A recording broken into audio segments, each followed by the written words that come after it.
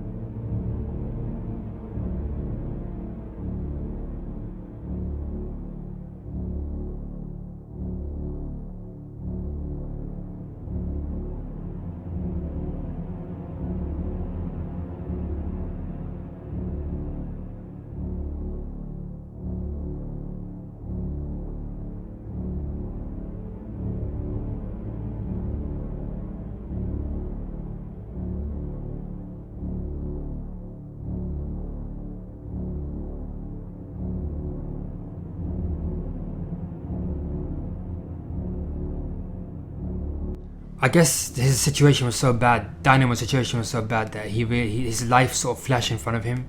So he kind of said that, he said to people around him that, you know, I'm going to make something of myself, you know, see in a few weeks or few months I'm going to be famous worldwide or whatever, you know, just kind of bigging himself up a bit. I don't know if it's true or not, but he said that he like went into live in the woods for a week, like secluded himself and started worshipping the devil or worshipped something within the woods. And I don't know, he just kind of gets submitted himself or something like that for a week or a month, I'm not sure exactly. And then when he came back, his career obviously blew up, apparently. So Dynamo is, I mean, some of his tricks do seem like pretty unexplainable. Yeah. But I'm not the kind of guy that, you know, I'm a pretty skeptical guy. I like to question everything a lot.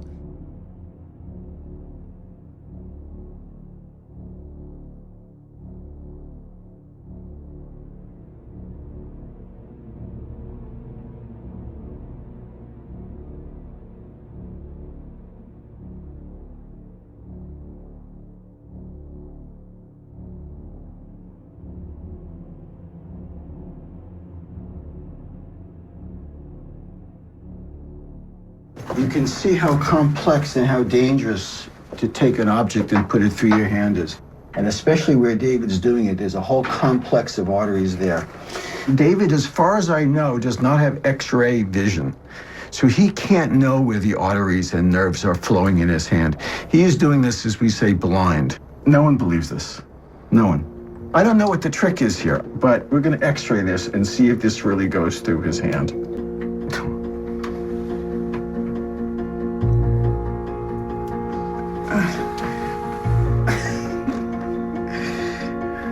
I see it. Oh. Nothing. Just a hole. No blood. Nothing. Just a hole. There's not any blood on this thing either. Nothing. Explain that one, Dr. Rubin. You want to know what the explanation is? Yeah. David has no blood running through his veins. That's the explanation. Is this part of the show? This sort of moody persona and the stare and the eyes and all that sort of thing? That's just you? The eye in the hand. And what is that? What is the eye in the hand? Let's see that again. Protection. Protection. What does that mean? Protection from death. Oh.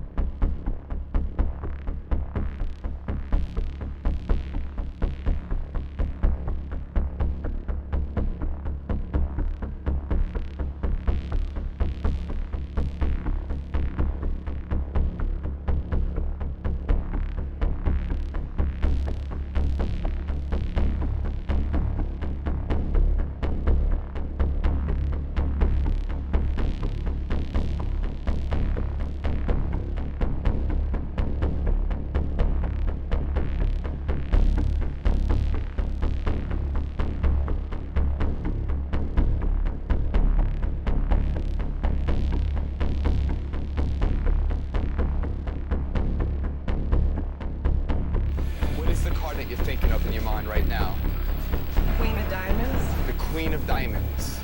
Watch.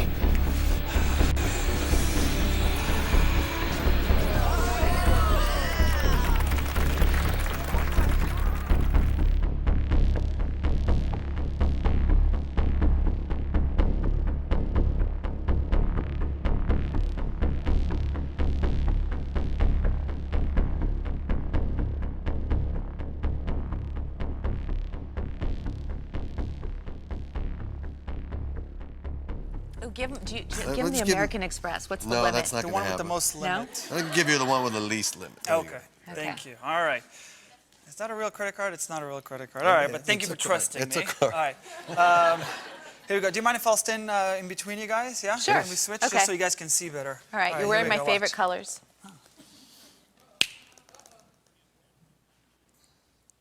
Stop it. Stop. Now, I can't use any magnets. If I will, the car will be demagnetized, so no magnets. It's kind of hard to do with this card because it's maxed, but I'll try. Stop. Can you wiggle your finger above it? I'm not a magician. Stop. Stop. Could you open your right hand for me? Okay. Now you're freaking me out. With the other hand, wiggle.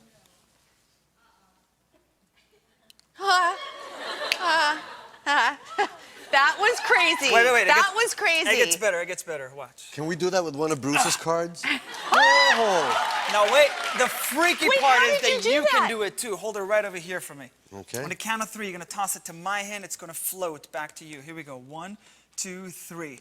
Just kidding. No. I'll show you how it works. So you have to spin it fast. If you spin it fast enough, like a helicopter's propeller, it actually sucks its way up. Not really, but this is my favorite part. Watch this. What is step going back. on Watch, here? watch. How is this even? What? Oh. Last time. Watch. No.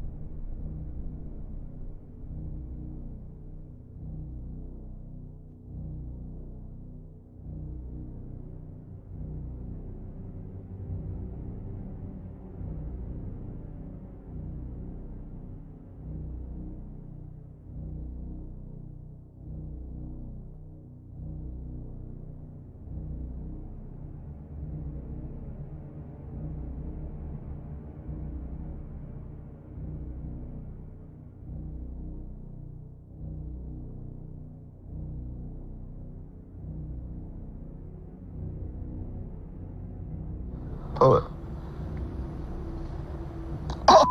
Me! I don't understand. Pull. Pull. Oh, David, what have you done? Are you a maniac? This is real. Sorry, this is real. That's real. That's not a trick. Oh, for sake.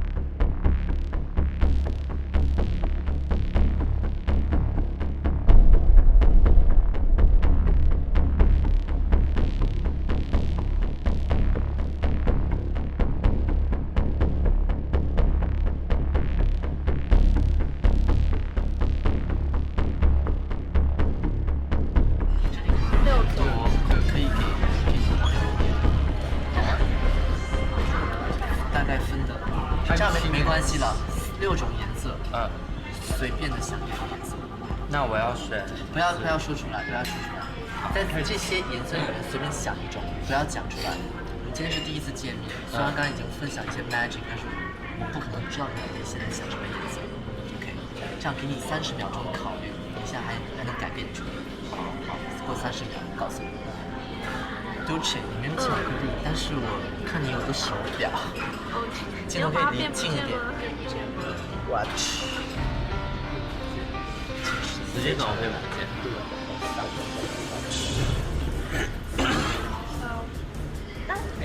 要吗？大力的。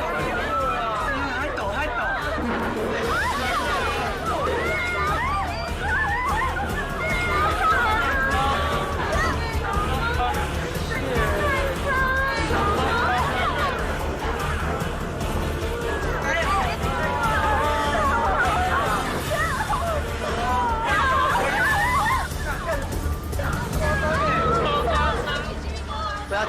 不要紧张，这只是一个数字，可以看，大家可以看，这是个数字4，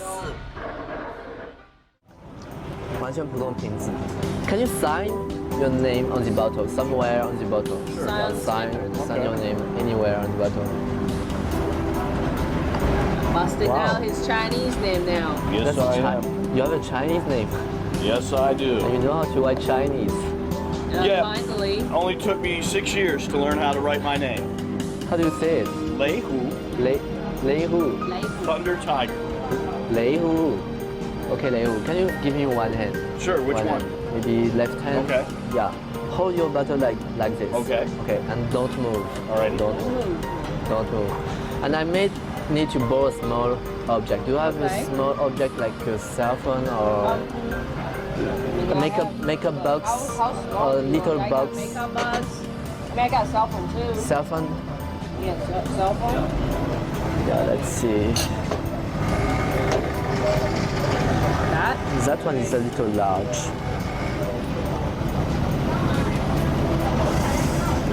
I think you can try this. Can you come closer? Okay. And you can see that's two very solid objects. Right. That's two solid objects. It's impossible for two solid objects to go. No. I'm kidding. I'm kidding. No way. Just here. Watch.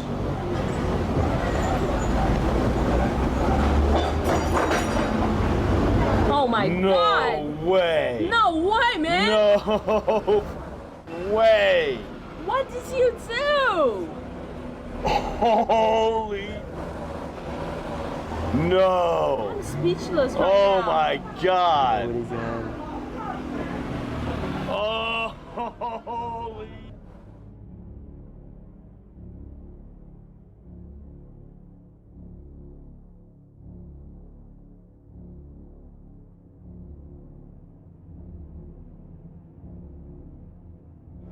And there's your name right here. That's my name.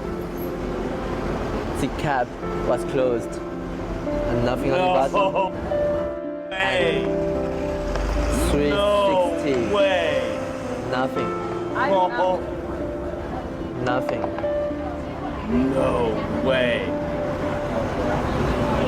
Souvenir, gift for you. Souvenir? Let me see.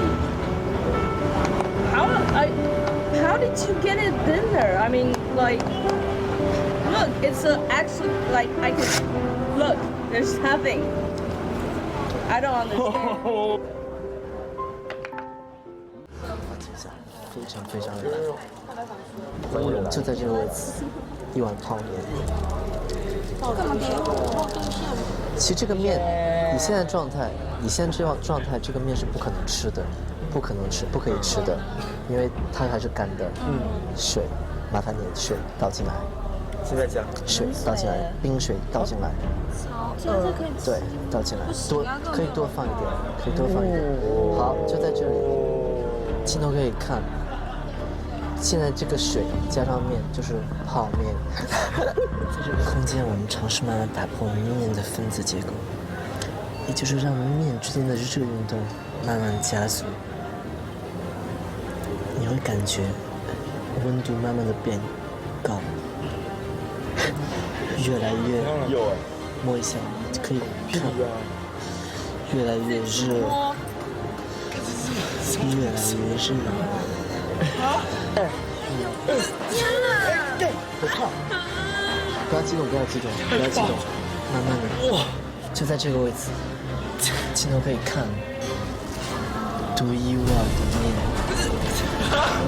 不会吧？熟这样可以吃了，太夸张了吧？没有筷子，筷子。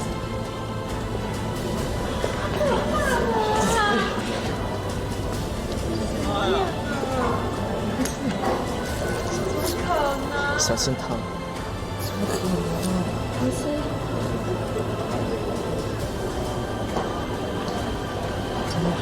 真的是泡面撒在里面。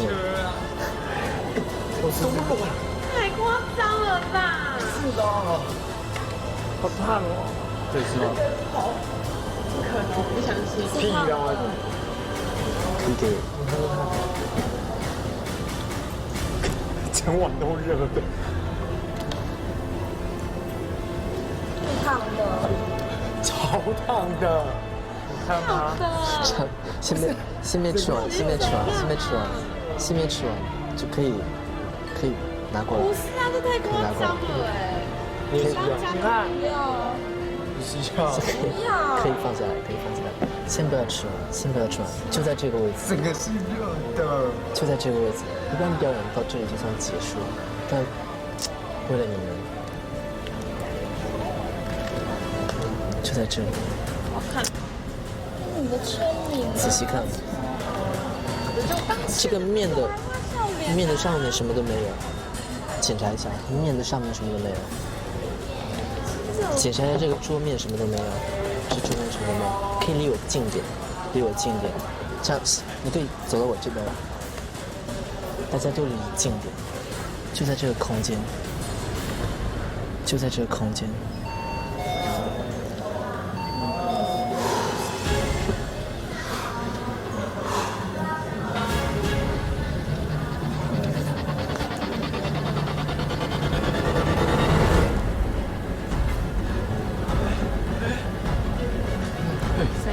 怎样啊？有啊，没看到。面在动啦。 300年来，人类最让地心引力慢慢的消失。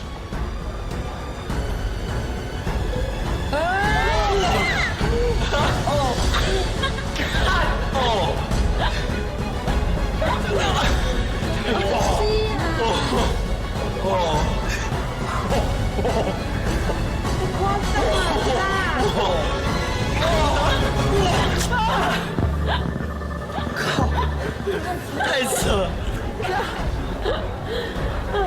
我真的觉得，我最丑的东西这个，就在这里。你去摸的，不觉得夸张吗？鬼呀！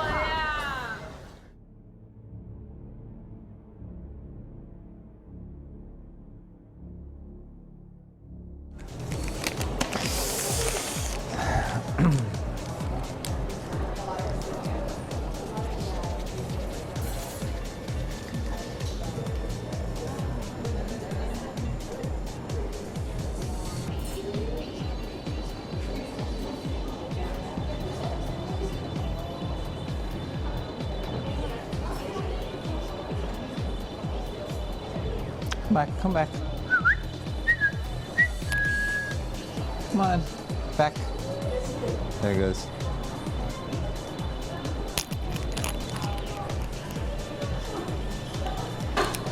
Oh, you know what? Hey! You guys want to see this too? All right, I'll do it right here, since we got an audience. All right. Come. What? Again. Okay. One more time. Come closer. Okay, just stay still.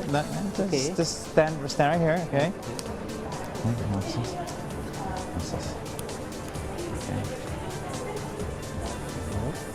Okay. Go like this with your hand. Over here to the bill. Yep, just like that. Yep. Oh, there you go. Okay, don't move, just keep going. Yep, keep going. Higher. Oh, there you go. Okay, oh, hold on. Oh. Okay, I resign. I want to be a magician. Look, everybody step away from it. Look, it's still floating. I want to be a magician. Oh. Fantastic.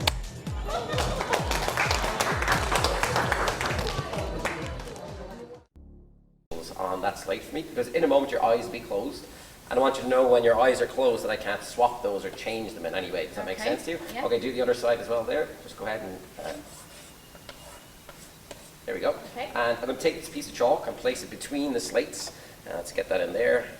Okay, and you'll hold on to both of these and your eyes will be closed, but not Okay. yet. Don't close your eyes. I need you to hold on to those with just one hand if you can, so maybe like that. Just one hand? Just one hand, okay. Yeah, so either hand, whichever hand's comfortable. Perfect, you got the slates. And over here we've also got a bell. This is just a child's bell or a school bell. It's important people out there might be thinking it's tricked in some way. It's not, it really is just a child's bell. It's like a little bell when you're Yeah, so put out one of your fingers of this hand, just put out a finger. I'm going to dangle that off your finger, and as I said, in a moment your eyes will be closed. Like so.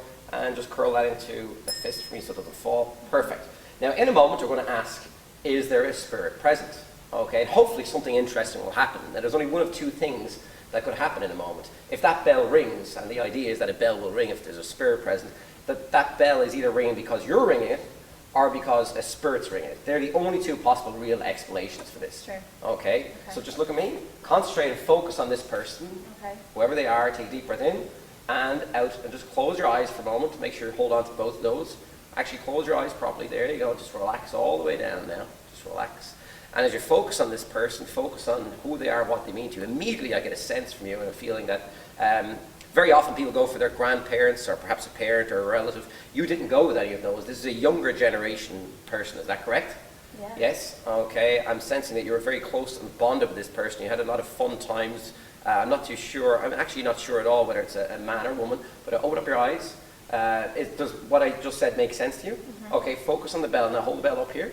Okay, and in your mind now, I just want you to focus whether the person's a man or a woman. If there's a spirit present, and if you truly are present, I want you to ring that bell for me now, please. Now, did you ring that bell? No. Well, someone or something rang that bell right there. No, I didn't ring it. Oh God, okay. Okay, well, focus on the age of the person. Focus on the age. What age? Oh, are you a man or a woman? Focus on whether the person's a man or a woman. If you're a man, ring the bell for me now, please. Okay, nothing there. If you're a woman, ring the bell for me now, please. So you're thinking of a woman? Yeah. Okay, this is a woman. Focus on her age. Now, are you ringing that bell? No. Well, either a spirit's ringing the bell or you're ringing it. Okay. So they're the only No, I'm possible- not. Well, let's just get rid of the bell just for a Okay. moment. Focus on this person. Look at me. I'm sensing that this person died quite suddenly, and that impact had a huge impact on your life. I'm sensing that she was also, it was a girl, and I'm sensing that she died. I don't know if she had a party, a large party, a significant birthday before she died, but is that correct? Yeah.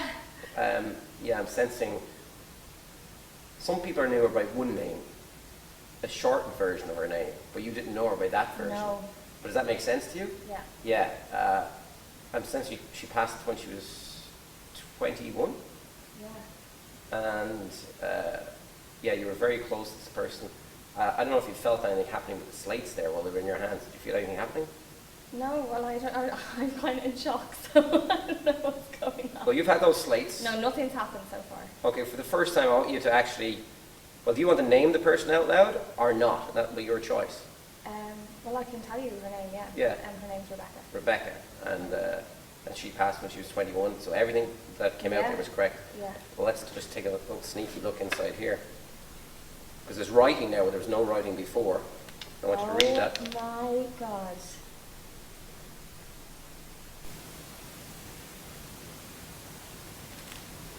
You can see what it says there. No, like that's not that. Oh my God. And now that demon is communicating back to the demon that's in the psychic. It's a demon hotline. not a psychic hotline. You have two demons communicating back with each other what the other person is doing. You know, it amazes me when these people that go to these seances, and that's where you have a medium where this person is supposed to be in contact with this never world. And one of the spirits from one of your family members have passed on into this world, and you try to contact them. And it amazes me because then all of a sudden, only Bill would have known that. It's amazing. Nope. The spirits that were around Bill that are familiar with him intimately knew that too. Okay, now what I want you to do is I want you to go through the book. I want you to select a word. Any word you like. Don't tell me what the word is. Have a word in your mind. Close the book up. Put it on the table. Okay. Okay, I'm not gonna look. I'm gonna cover my eyes. All right? Get a word in your mind. Do you have a word in your mind? Yes, I do. You do? Okay, put it over there. It doesn't matter.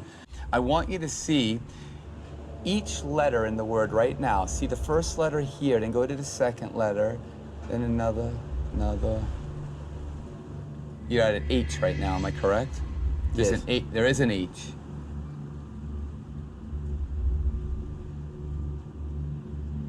There's an O in there too? Yeah. You see, it's interesting because I believe... I'm scared now. What the hell is that? I believe people are drawn to certain words, certain things because of what they do, because of their obsession and their passion of their life. And your passion is fighting. So you're going to be drawn to a word that's going to make sense with what you do. And you can visualize yourself punching somebody in this area, correct? No way, I can't believe it. Oh my God. Mouth. Boom. Oh my God. Is that it? It is, yeah. Oh my God. No way. How the heck did you?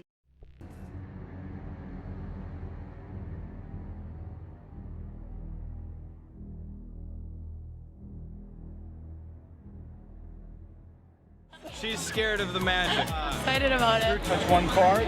Excellent. We'll take two of them actually. Let's see what we got. We got the 9 and the Queen. Which one would you like? The 9. 9. Watch this. Watch the 9.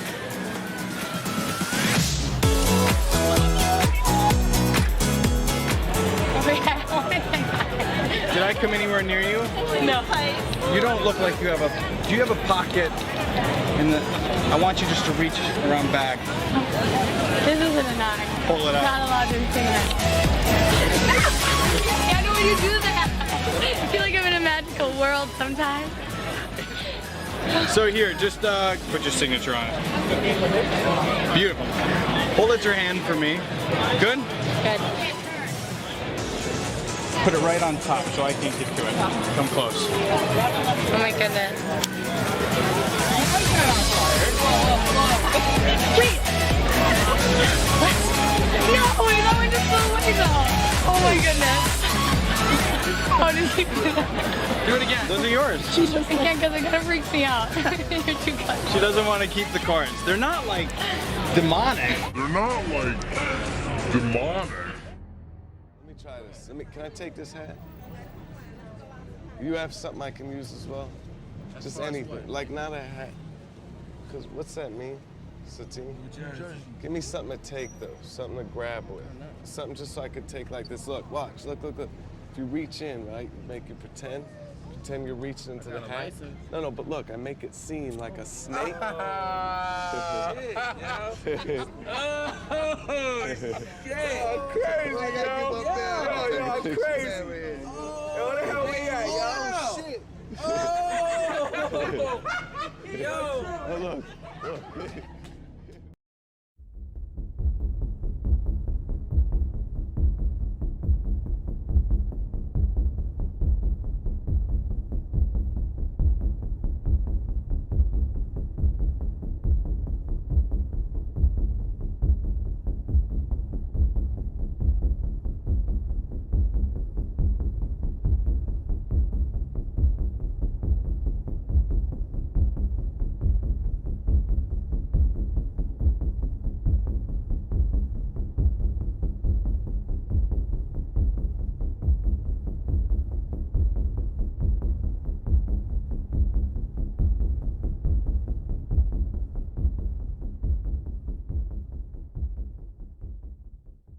Santana stated, quote, "I know it sounds new age, but in my meditation, this entity, which is called Metatron, he said, we want to hook you back to the radio airwave frequency. We want to reach junior high schools, and universities." Carlos Santana said that these spirits, which as we shall see in a little bit, were actually devils, had supernaturally brought different musicians to him and worked in the musical arena to bring them all together for this Landside album appropriately called Supernatural.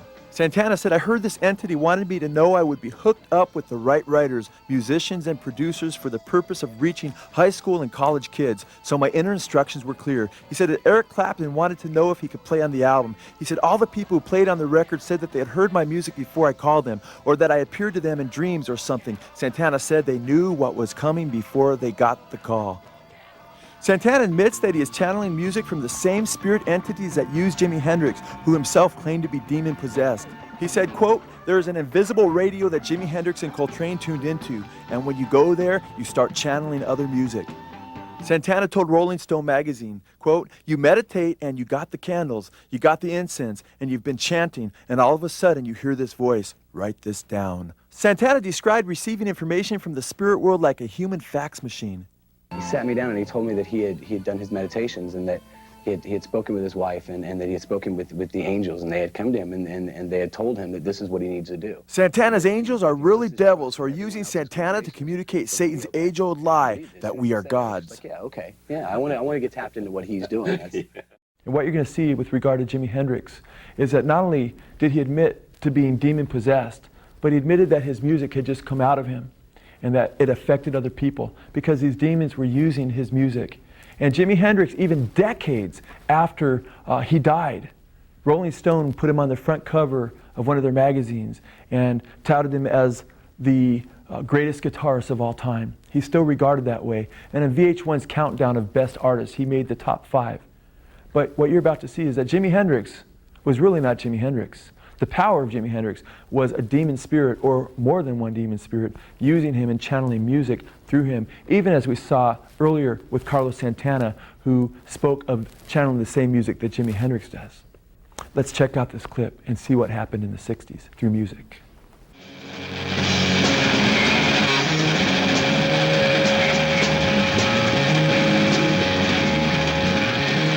Jimi Hendrix, who claimed to be a voodoo child, stated, quote, "Things like witchcraft, which is a form of exploration and imagination that have been banned by the establishment and called evil, is because people are frightened to find out the full power of the mind."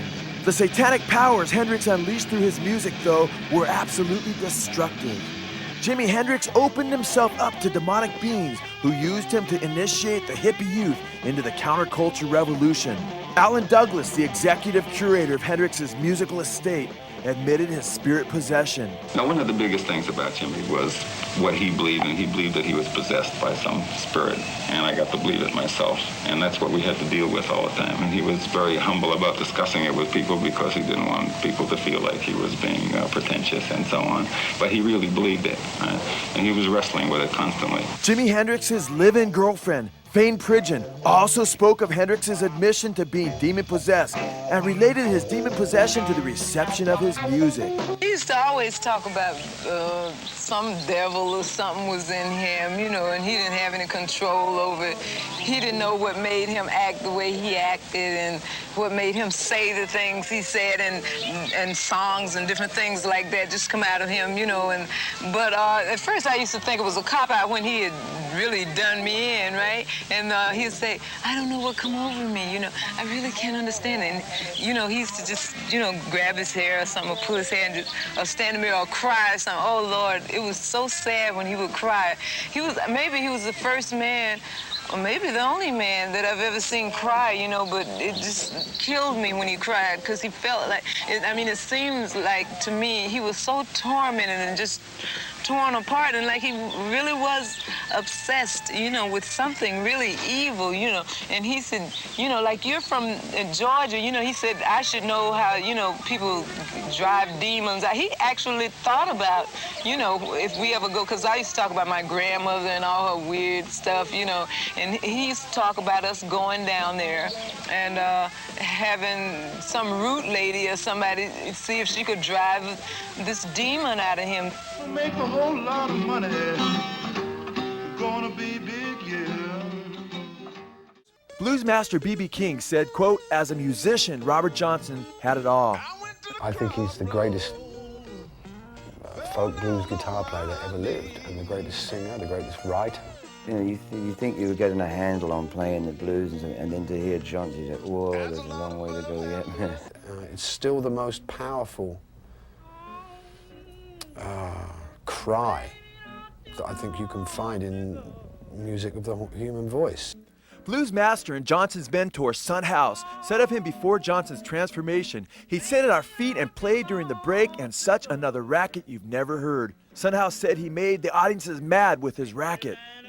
Son House went on to say of Johnson before he made his alleged pact with Satan that he was a talentless and even an irritating guitar player. But he followed me and Willie around on Saturday night, Willie Brown. And every time we stopped for rest and sit at a little guitar over in the corner or something and go out to catch air, get the guitar and be trying to play it and be just noising the people, And the folks would come out and say, "Why don't some of y'all go in there and make that boy put that thing down? He's running us crazy." Finally, he left. He run off from his father and mother. And he went over in Arkansas or someplace. Well, he was gone about 6 to 8 months. It was during this period of 6 to 8 months that it is said that he made his pact with Satan on the crossroads of Highway 49 and 61 in Clarksdale, Mississippi. It was at these crossroads where the legendary experiences of Johnson trading in his eternal soul for temporary fame was said to have taken place in Clarksdale, Mississippi. Well, they say he sold himself to the devil, and that's what they say. I heard a lot of people say that he sold himself to the devil, went to the crossroads and all that. But after Johnson's alleged pact with Satan, everything changed as Johnson went from being the worst blues guitarist in a matter of months to the best. Some musicians who knew Johnson claimed that Johnson himself admitted that he sold his soul to Satan. He said he done that, went to the crossroads. I was up this morning. Son House said that when Johnson returned after 6 to 8 months, everything changed as Johnson was transformed almost before their very eyes. Then he come back. And when he come back, me and Willie Brown was playing out there, and he walked in. He said, can I hit a little tune? I said, nah, don't come back with that, Robert. I said, you know that people don't want to hear that racket. He said, let them say what they want to say. I want you to see what I learned. Son House said when he finished, all of our mouths were standing open. They couldn't believe what they were hearing. Son House declared emphatically, quote, "He sold his soul to the devil to play like that."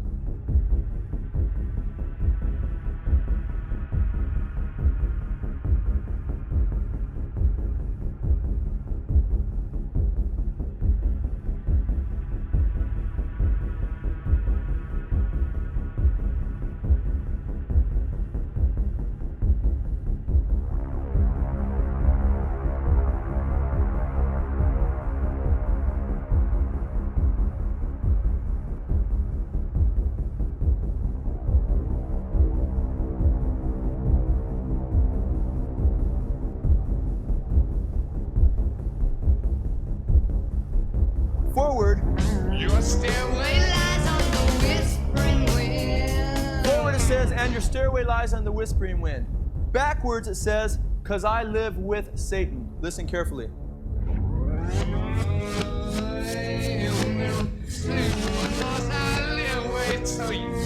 The demons lift up because this isn't Led Zeppelin, this is spiritism and spirits working through Robert Plant. Backwards they lift up the backwards path. Backwards it says, here's to my sweet Satan.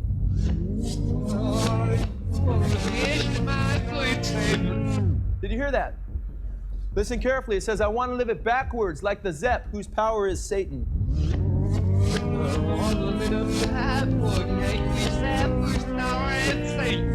Did you hear that?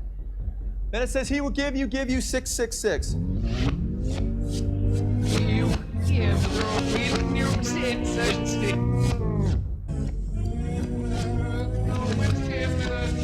Raise your hands if you heard that. Okay, it's quite obvious and it's quite clear.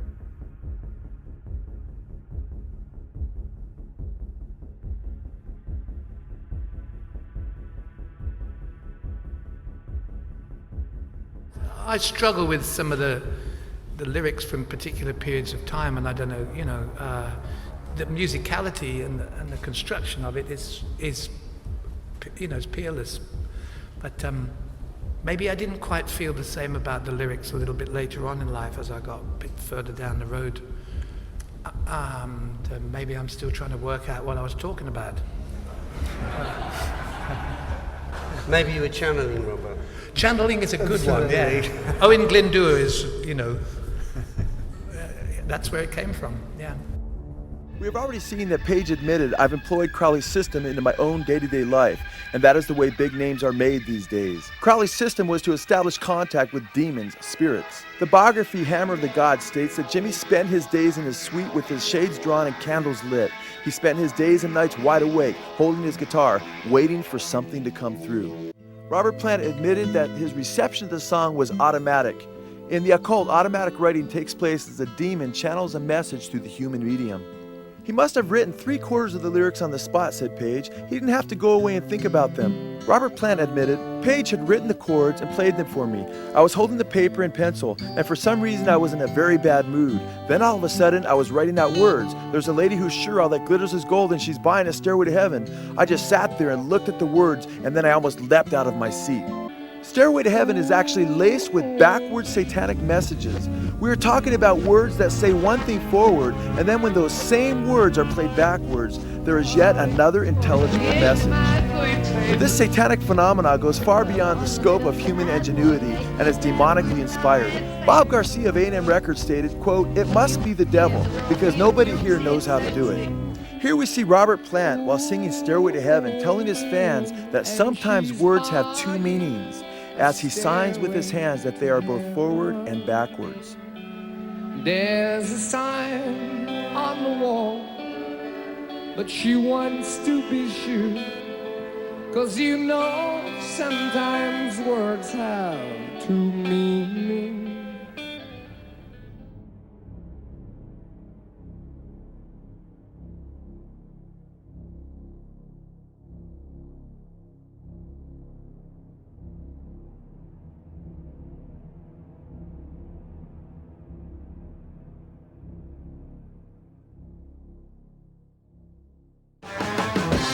The rock group Led Zeppelin came crashing down after the sudden and unexpected death of their drummer, John Bonham.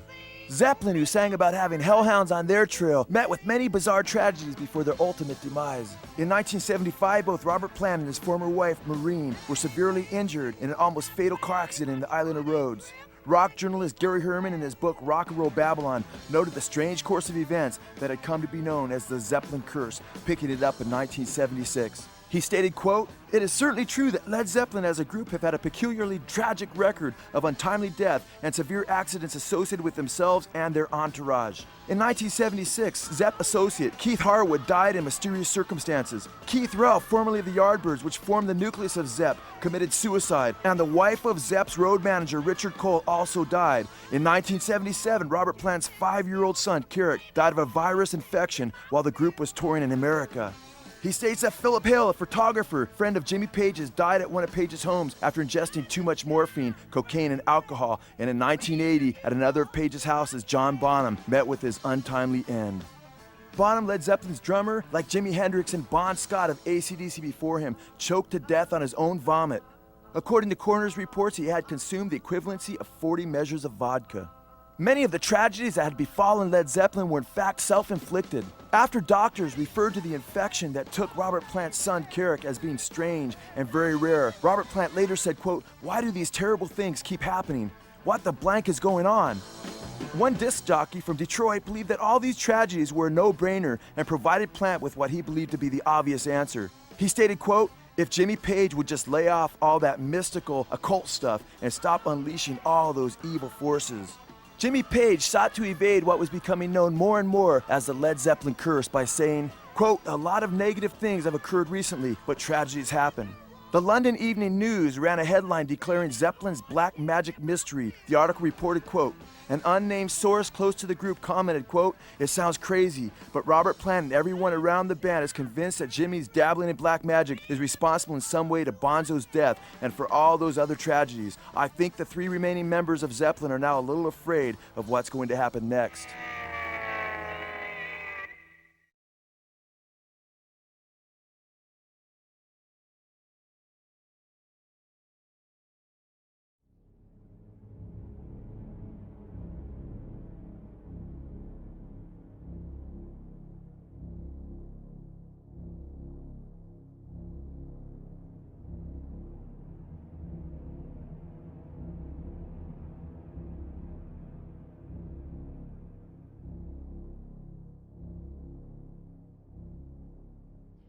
And as we talk, the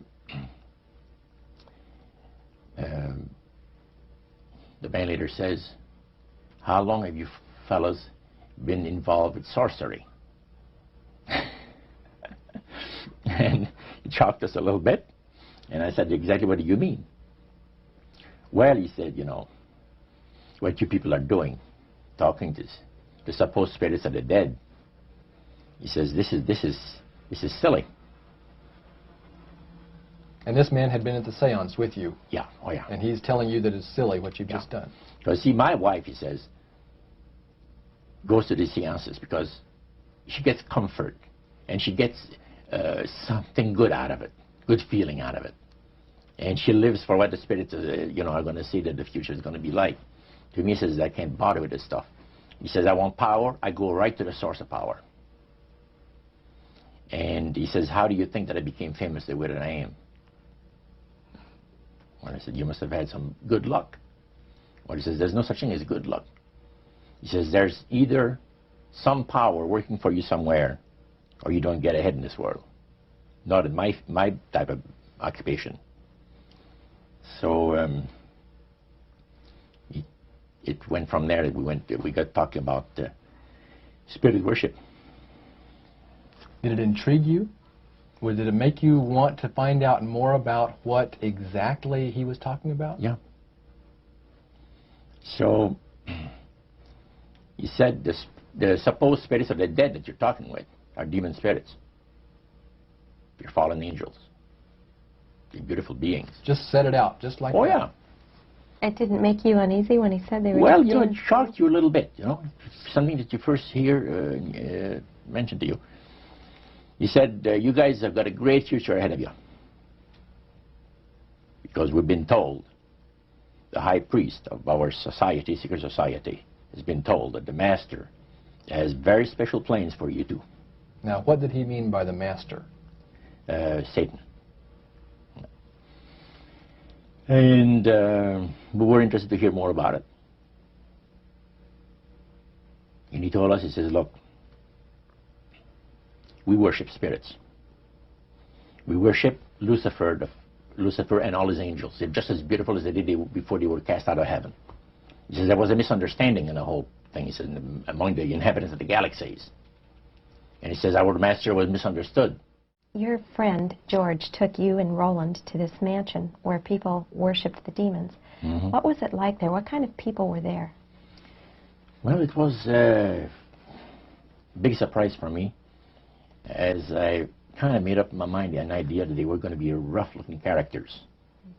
But as we entered the place, I was amazed to see that they were all very well dressed, well-mannered, and that a lot of the people, as we were being introduced to people, were professionals, doctors, attorneys, a lot of business people. And see what they had a praise session to the gods, which is the spirit counselors, which are in charge of legions of spirits, of demon spirits. And they talk about what the Lord of their lives has done for them. The medical doctor that was telling us how he was making operations that had never been made before because people had to be awake, have no feeling. He was able to, carry on the surgeries that had not been done before. But the spirits would give that capacity to be able to operate without people feeling any pain and things. And also without no problem with the blood, because as he would cut his incision, because his incisions, everything open with no blood running. So he could do the work that has not been done before.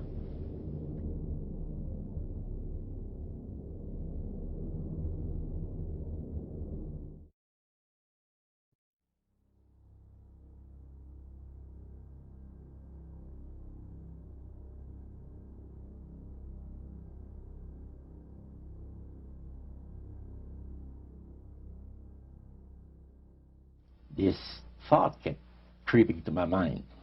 Just how far you go with these spirits before we start paying the price. See? So it made you just a little bit nervous. Oh, yes. But yet you kept going back. Oh, there was no way out. Because that's what we're told. You knew at that time. Yeah. So you were moving forward more on fear. More on fear, yes. Because the high priest said that the master had special plans for us in our lives. And that no one ever went into this society unless they were invited by the spirits. See, so that was made very clear. And he also expressed to us the danger, explained to us the danger of going against the will of the spirits. You were chosen by high-powered demon spirits to be a part of their human, special, privileged group. You see, these people in Montreal, the society, like the priest mentioned, there's thousands of spirit worshippers in only different societies of spirit worshippers in this world. But he says we are the elite. We know the real truth about the master and his angels. Hi guys, happy Halloween. We're going to try this again. Didn't work out too well last time. I'm a bit like this though. If you didn't see what happened last time, I'll annotate it up there somewhere. 1, 2, 3.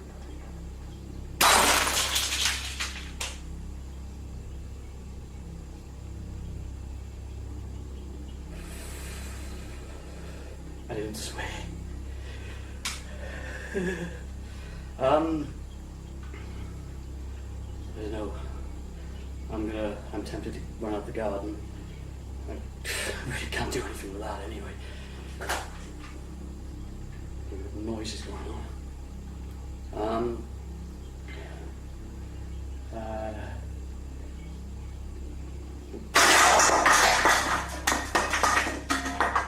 All right.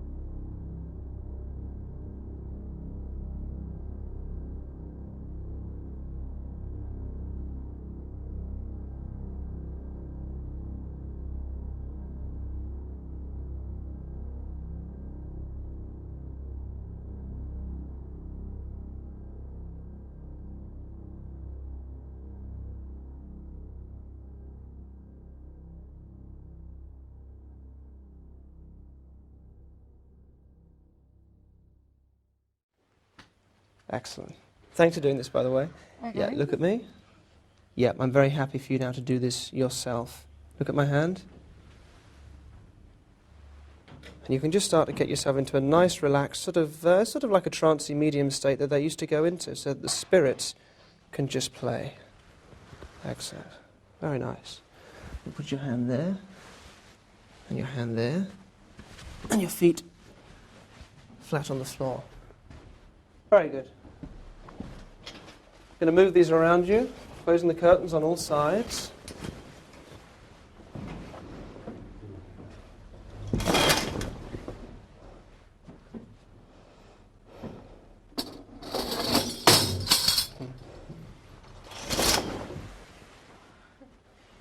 I want you to remain in the state. Just tell me, did you move the tambourine then?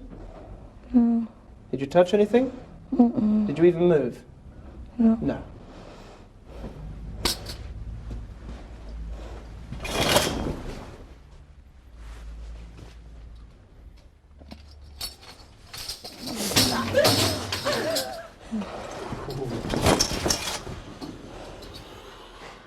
Be absolutely honest.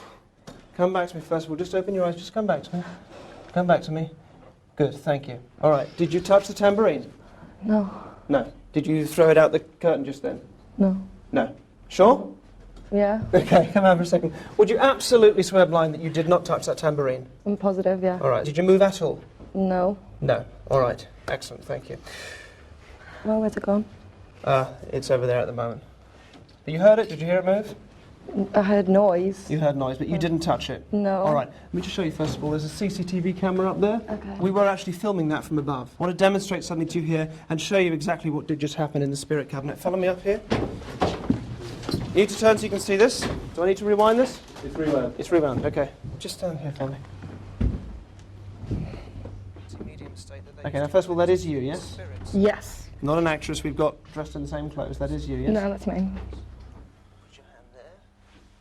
Putting your hands on your legs. And your feet flat on the floor. You definitely didn't touch the tambourine? I didn't touch it. All right, okay.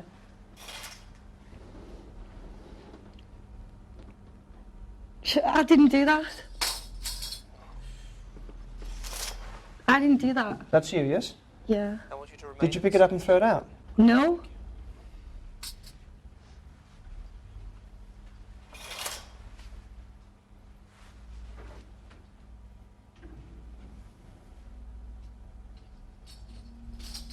I swear to God, I didn't do that. I didn't do that. How does that feel then, watching that? Confusing. But that is definitely you? Uh-huh. Yes? Yeah. But I didn't. Honestly, I didn't touch it. All right, have a seat for a second. It is weird and it is unsettling. It's unsettling because your mind can play this trick on you and make you do things that you've got no awareness of. This is what used to happen in many Victorian seances. The medium would produce phenomena which were fraudulent. But she herself wasn't really a fraud because she had no memory of doing it, she had no awareness of doing it. She absolutely believed they were real. This is called unconscious fraud. And it explains a lot of these things that went on in Victorian seances. Thank you for doing that. I realise that's a bit freaky to see. Yeah. So, do you want to go? Me? Mm-hmm. Yeah, okay. Okay. How'd you go? Cool. Excuse me. Thank you. Take a seat just there for me. Okay. In the spirit cabinet. So first of all, we're going to rule out the possibility of any trickery. I'm going to ask you to keep your eyes open. Right? You'll be able to see everything. And I'm also going to rule out the possibility of unconscious fraud by restraining you in the chair. Okay. Okay? Yeah.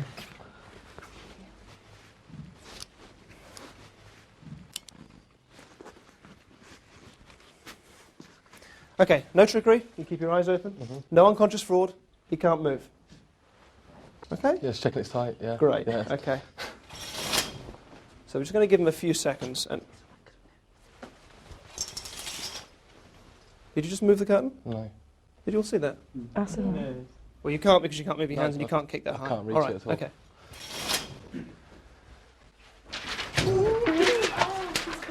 Oh, God. Okay, hang on. You've broken it. What happened? I don't know. I just needed to get out. I don't feel right. That's really weird.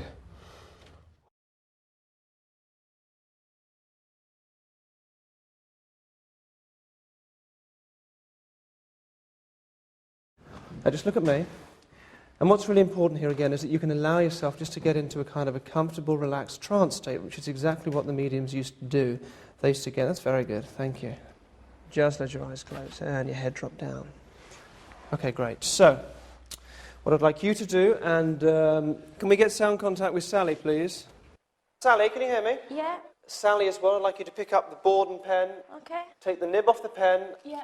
And hold the end of the pen just against the board, and at home do the same thing with the end of your pen against the paper that you're leaning on. And we're going to start trying to get a bit of information about which spirit or which one of the students we might be contacting tonight, all right?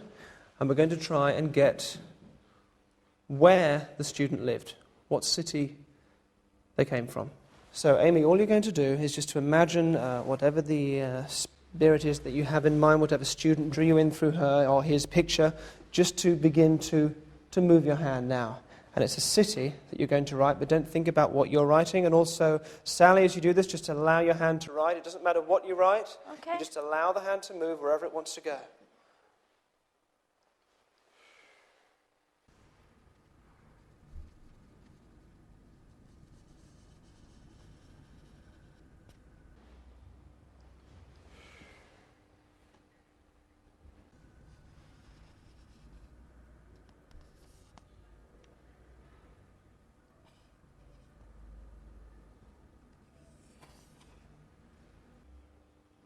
Okay. Can the camera come in and see this, please, Jono? Can we come in and see this? All right, that's fantastic. I'm going to turn this slightly so the camera can see. Okay. Now, I'm not going to mention the name of the city, but what I'd like you to do is just to come back to me and just open your eyes. Great, thank you so much. And I'm just going to show everybody here what we've got. Okay, I'm not going to say what it is because I don't want Sally hearing in the other room. Any particular reason why you wrote that without saying what it is? No, I sort of put the pen to it and it sort of did it without even thinking. It was like sort of doing it for me. It was really weird. Really? Yeah. Okay. Now, it's a big city, but obviously you could have written absolutely anything. I'm going to go over to Sally and find out what she wrote. We're going to open this now so we can see her. I didn't want that influencing you. Sally, just tell us, what city did you write? London. Can you hold it up and just show the camera, just so we can see that? Yeah, I'm not sure if it's the right way up, but there you go. Well, that's amazing. I mean, London, I suppose, is a fairly large, obvious city. Maybe that's why you both wrote it. I don't know. However, 2 out of the 12 students, only 2, in fact, did come from London. I'm not going to say which 2 they were because I don't want to influence anything that happens later on. We're now going to take a break.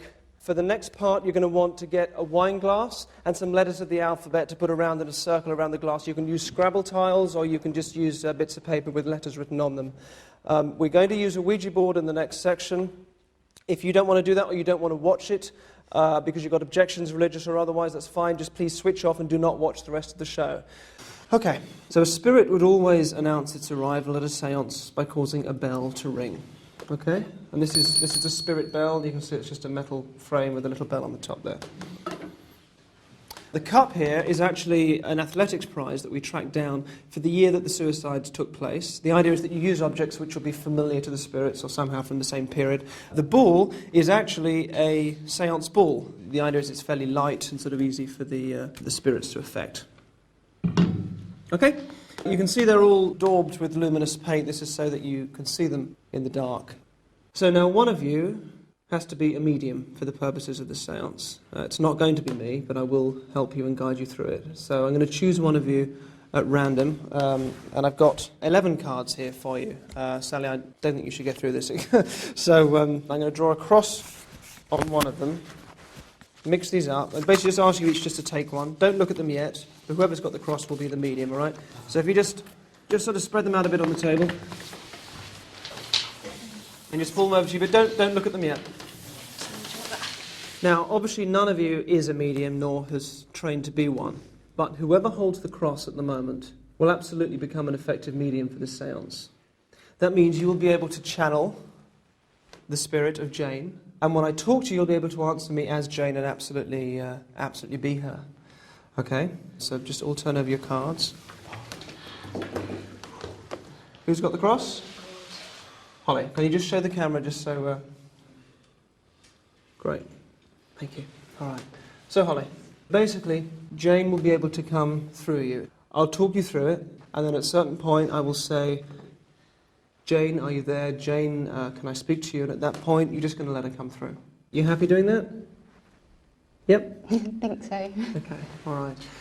This is the time for the camera crew to leave, so I'd like you guys to go, which will leave just us alone in the room with remote control cameras, night vision cameras that are around the room, all right? Okay, thank you.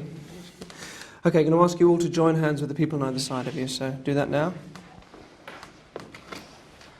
Okay. Everybody just take a deep breath in and out.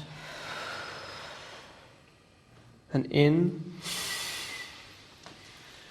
You're breathing at the same rate and speed as each person on either side of you. Not only that, but you're breathing in unison with everybody in the circle. You must now keep this circle unbroken. You keep tight hold of the person on either side of you. Whatever you do, you keep the circle unbroken.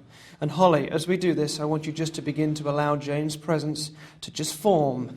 You'll be able to do this brilliantly, and you just let that start to come to the surface now and just feel that in there.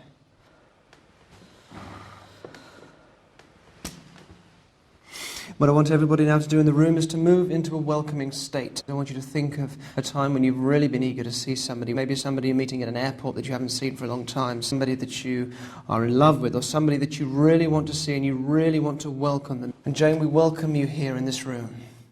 The 13 of us welcome you here. Everybody now, again, just focusing on the breathing as well, with your eyes open, breathing in. And then letting it out.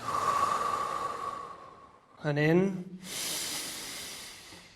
And out. And Jane, now as we sit here in this room, we welcome you here. We make this a place of welcoming for you. Holly, I would like you to say to Jane now that she is welcome to be here in the room. Will you say that for me? Jane, you're welcome to be here in the room. That's right. Absolutely welcome. Just here in the room, Jane. I want you to feel comfortable. And I want you to make your presence felt by moving the cup for us. Holly, I want you to ask Jane to show her presence by moving the cup. Jane, show your presence by moving the cup. Just be present here in the room, Jane. Be here amongst us. Be welcome here.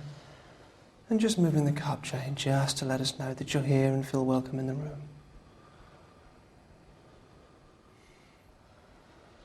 Okay, we're going to turn our attention to the ball instead. Everybody focusing on the ball. Jane, just allow your presence now to be felt just by moving the ball for us so we can see that you're here. Holly, ask Jane to show us that she's here by moving the ball to let us know that she's here. Jane, move the ball to let us know that you are here. That's right. As we welcome Jane into the room. Just allowing that presence to be here. Okay. Let's turn our attention back to the cup. Okay, all right. Okay, keep the circle unbroken. Keep the circle unbroken. Keep the circle unbroken. Oh my God. Keep the circle unbroken. Keep the circle unbroken. Oh my God. Keep the circle unbroken. Keep the circle unbroken.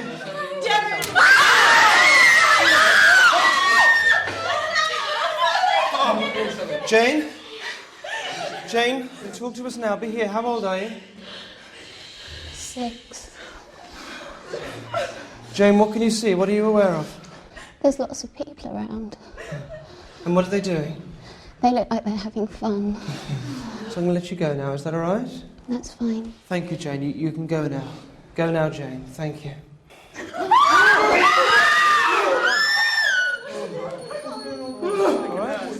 Okay.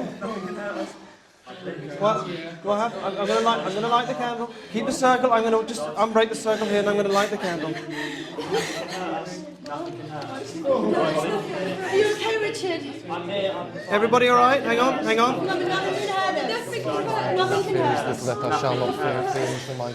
Okay. Hang on. Okay, so I'm going to turn the lights on. Shit, we turn this, okay? We're going to bring the camera crew back in. Can we get the crew in, please? Can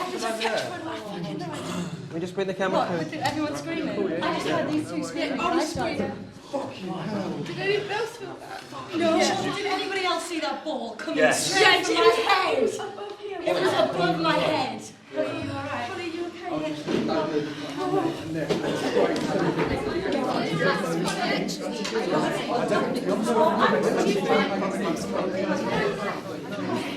Okay, I want to ask you individually things about what you were feeling, all right? Because it's really important as well that we know that. Sorry, Holly, what were you just saying? I could tell there was movement in the darkness. There was something moving round in front of me, and it was like it was bouncing off these two and coming back into me. And what about because I asked you some questions, or asked Jane some questions through you, as it were, during that. Those answers that you were giving, I mean, where were they coming from as far as you were concerned? No idea. No idea, okay. See? So you know Holly a bit. What was that like, knowing her and being next to her and feeling that? It wasn't even her voice. Yeah. And it was just like, it was just so strange, and she was like rocking, and it just wasn't her, and that was what scared me the most. It just wasn't her at all. Alright. Okay, keep the circle unbroken. Keep the circle unbroken. Keep the circle unbroken. Oh my god. Keep the circle unbroken. Keep the circle unbroken. Oh my god. Circle unbroken. Keep the circle unbroken.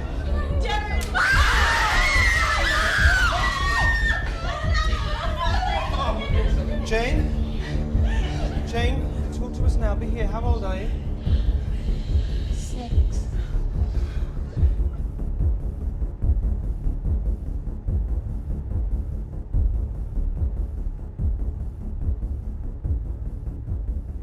You don't do anything, you just listen right now. Hey. Okay? In the name of our Father in heaven and His Son, the Lord Jesus Christ, we just pray right now for the peace and comfort of God to come upon Rebecca. I pray that her mind may be opened, and we make every evil spirit subject to the Lord Jesus Christ. And all the work of the Satanists in her life, we command that it come to an end in the name of the Lord Jesus.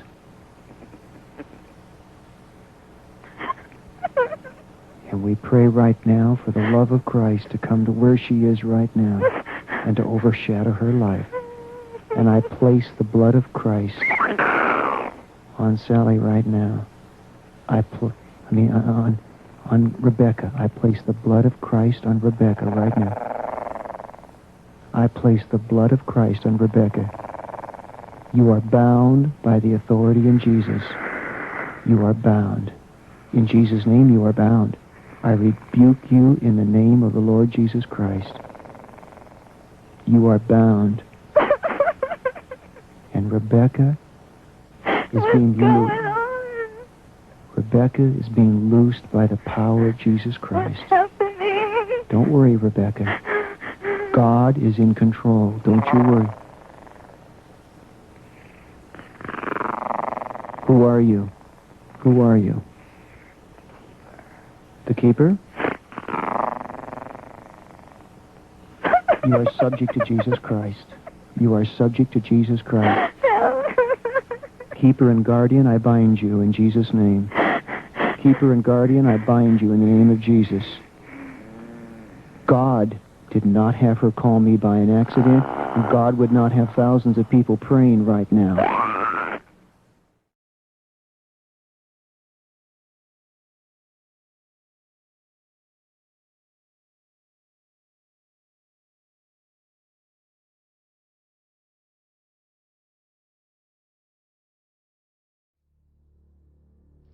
Well, it wasn't too long that the priest mentioned to us that the time had arrived for us to start trusting the spirits and give the spirits a chance to work for us.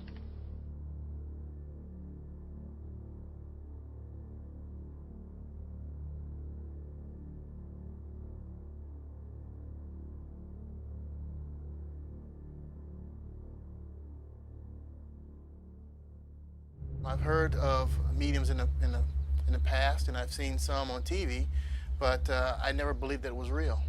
And the cancer, was it up in this part of her body? Yes. Because here is where she showed me the cancer's all here. My sister passed away of breast cancer, and she had mentioned early on that that she's seen something or felt something within the chest. Right now, she's just counting on you to send her love, tell everybody you've heard from her, and the suffering is over. All right. One other thing, whose name starts with an L? She's telling me she's with her, Louise. The chances of her knowing or even coming close to this person, Louise, which is my cousin, my sister and my cousin were extremely close. That was an experience that I'll never forget, for sure. One other name she mentions is May, M-A-E, is there. Conchetta mentioned the name May, and she actually spelled it out, M-A-E. And at the time, I had no idea of who she could possibly be talking about. When I went home, I talked to my wife about my experience, and she indicated her stepmother had recently passed away within the last 12 months, and her middle name was in fact May, M-A-E, and her first name was Annie.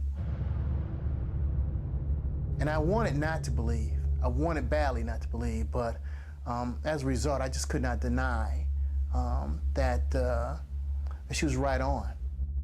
She showed me a teapot. So she shows me the teapot, and she said, just show it to you. That's something you would understand. She mentioned, what does a teapot mean to you? Your mother saying a teapot. Well, we always said tea with my mother and my father, and everybody would come over, and teapots are extremely important in our family. And when at my mother's funeral, we had a little teapot sitting on a table right by her casket. Necromancy does not consist of conjuring the spirits of the dead.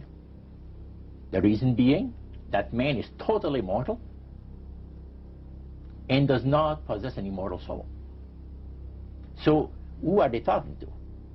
He says, the friendly demon spirits that have always found over the centuries great delight in impersonating in apparitions departed loved ones and persons of great renown. You came up with names a lot of times. Yeah, well, that's them. They came up with names. I get the credit for it, but they're really the ones who are so amazing. Oh, you're amazing. That makes me very happy.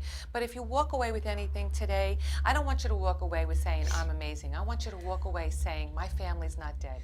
Your mother is with other people, lots of them, tells me that she's so proud of you. She said something about a car. Did you just get a car? You did. She said, good luck with the car, baby. She saw you there. She's telling me she's in the car. She says something about it having something in it. I'm not quite sure. Do you have something of your mother's in the car that you keep there? Oh, good. That's why she's saying it then, because she says, I see the car, see what you keep in there. And she also says to tell you that you, when you were born, I don't know if you were the first girl or the twin. Oh, then you came out first? That's why. So you have a twin sister? Yes. And you were the first one to come out? Yes. That's why she's saying it. Anyway, she's telling me she can breathe again. She couldn't breathe at the end. And the fact is that really tortured you, that you could see her struggling like that. And she's saying, tell my daughter that it's paradise. The paradise of God is beautiful. And she's with parents of hers that she loves very, very much. And that you would be happy to know that they're all together. They're all together. And you've kept a box of pretty pieces of jewelry that belong to her that she's really glad that you've kept. And she keeps telling me, you're going to be all right, darling. You're a good girl, and you're going to be all right.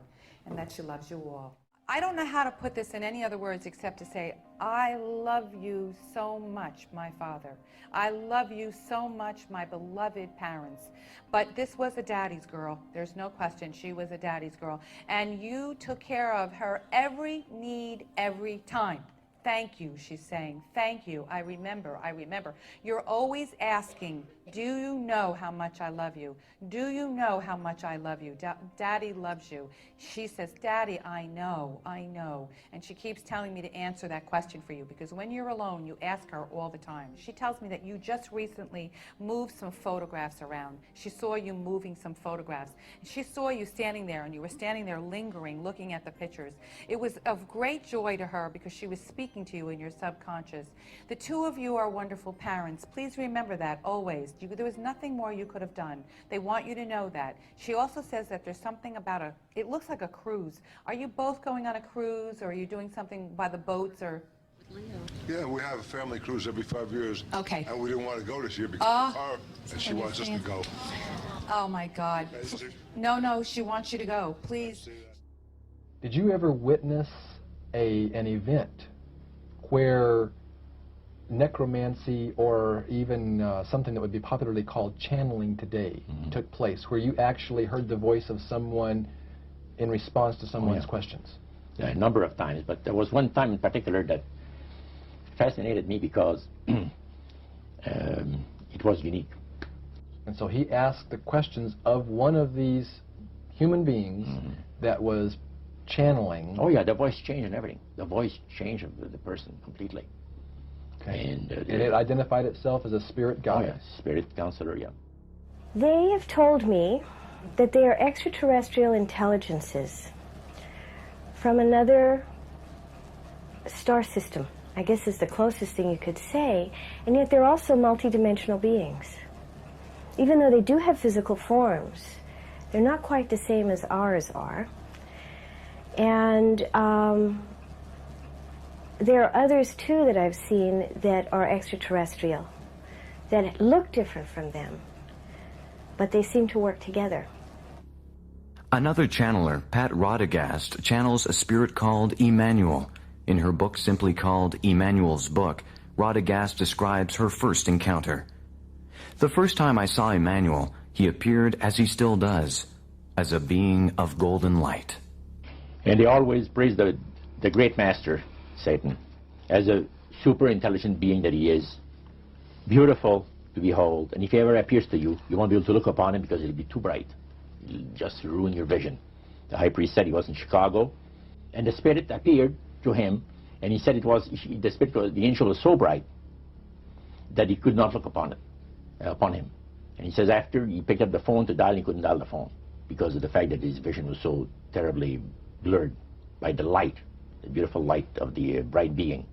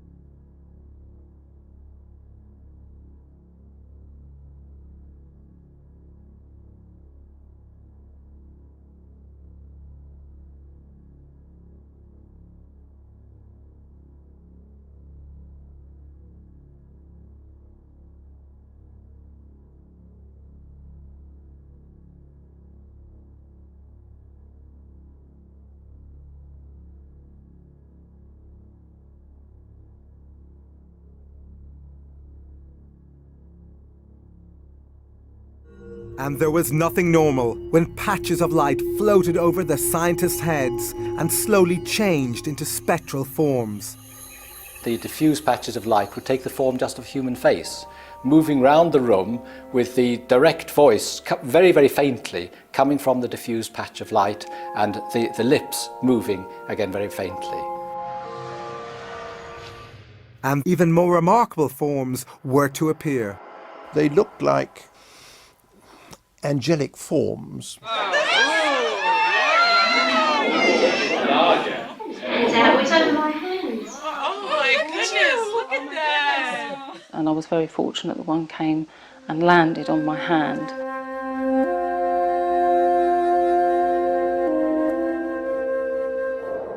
These were great experiences, you see. Again, I must stress, it changes your paradigm.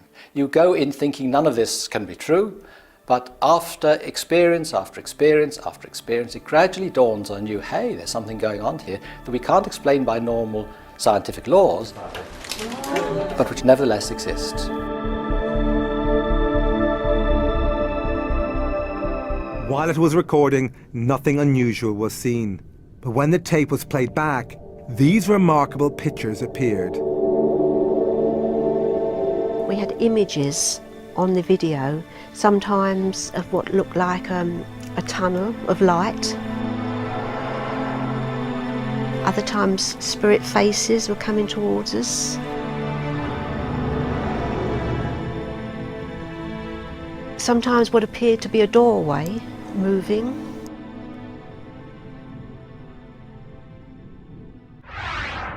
Skeptics claim these images were created by video feedback, occurring when a camera records its own output.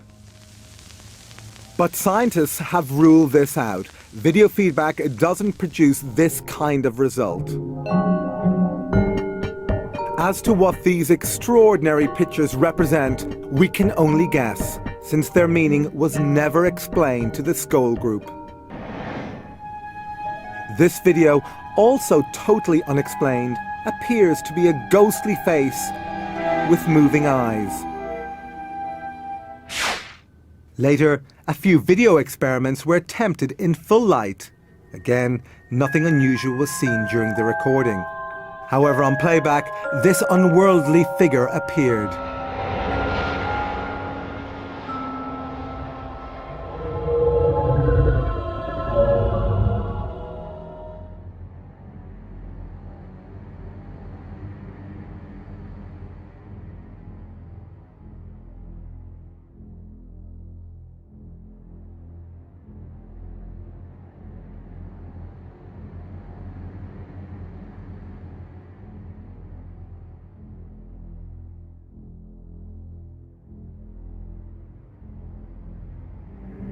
And you really felt something for real. It wasn't just a... You didn't touch me.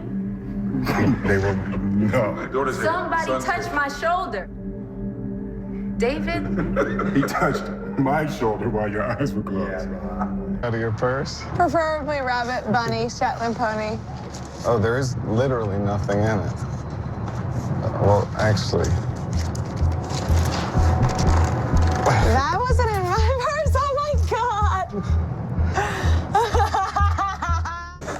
Tight. Say, no, tight. Say a number from 1. Well, think of a number from 1 to 20. Yeah, got it. 17? Yeah, I got a present for you. Was it 17? Right, it was 17. Yeah. But I have a present for Mr. President. It's a... Oh, God. I took my watch off.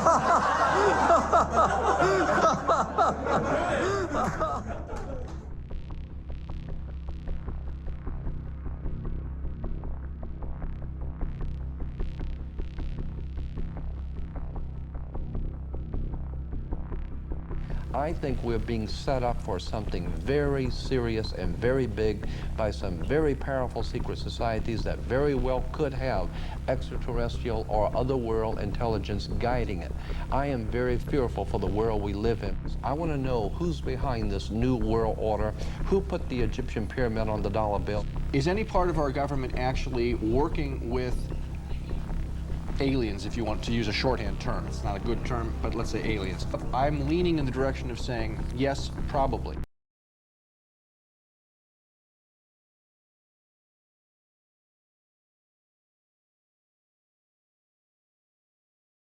In my childhood, I had a supernatural spirit attached to me. His name is Desmond. And to this day, I don't know exactly what it is. Some people have called it an angel, some people have called it a spirit.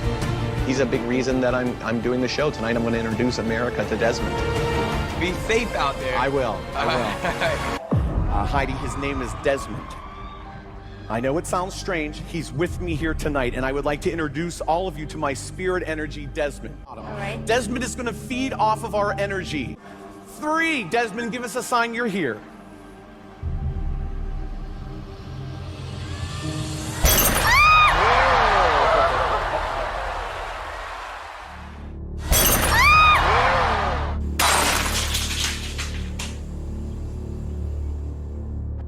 Childhood, I had a supernatural spirit attached to me.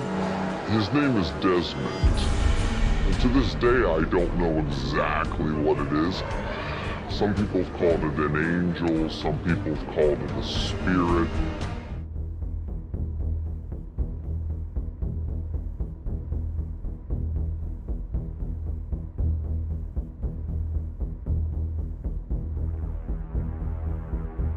Bridget, you let them know when you feel it. Let them know. Did you feel that? Yes? Give Bridget a round of applause. Right, the first number here, pass it to her, pass it to him, wait for me here. Draw me a picture. Draw me a mode of transportation. Shake the spray paint up and draw me, write down a color. Go, do that now. Check this out. inside the entire time. This bike is red. It's also a motorcycle, and it has a skull on the seat, Tia. We got 3 random digits, yes, from our audience members. Read the total of them added together. 11,689. 11,689. 11,689. An exact match.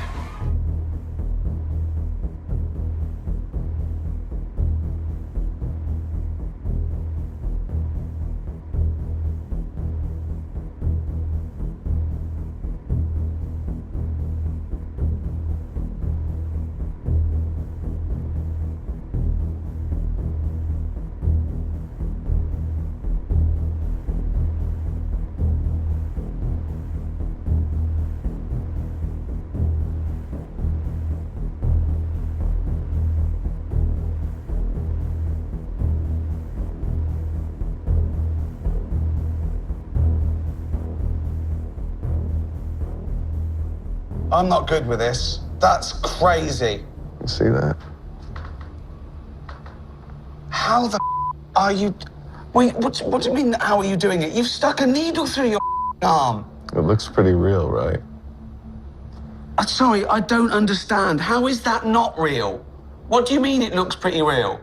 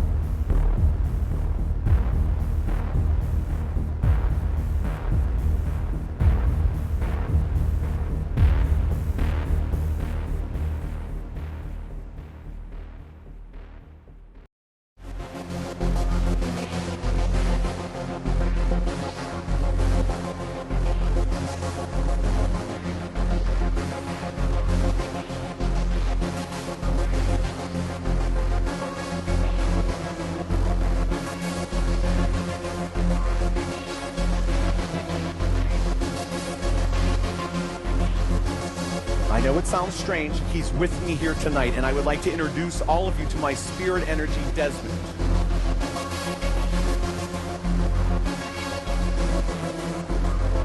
And best case scenario, you will actually see an orb, a ball of light near Heidi's shoulder. Oh my God.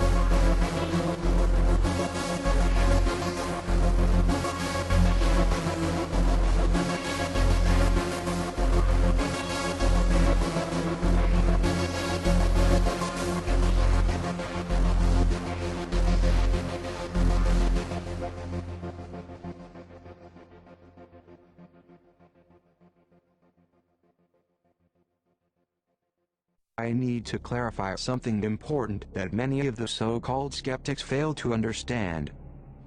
Countless skeptics to the demon magician hypothesis made some ignorant assumptions based on the title of the series alone, so here I will set them straight. 1. The series is not saying that the magicians are demons, but that demons are operating from outside of the magician, manipulating objects in various ways. Rarely do the demons actually have to take control of the magician. 2. Not all magicians get help from demons, and many of them don't even know that demons can assist them in their profession. Only a select few.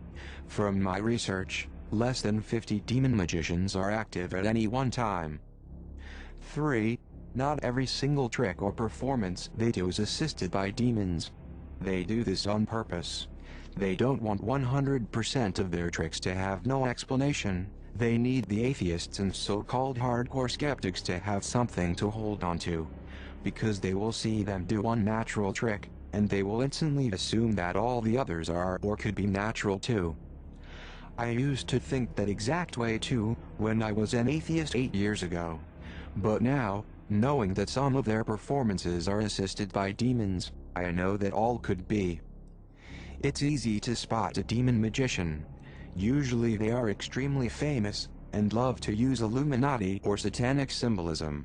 Something that you will have noticed watching the previous episodes.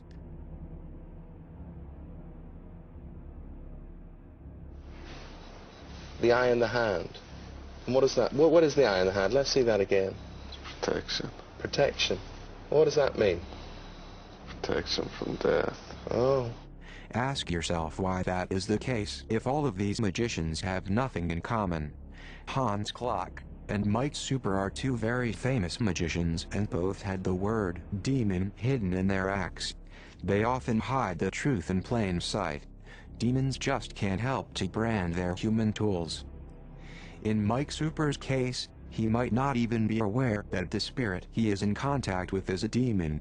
As you heard him say, he believes it to be some sort of spirit energy or angel.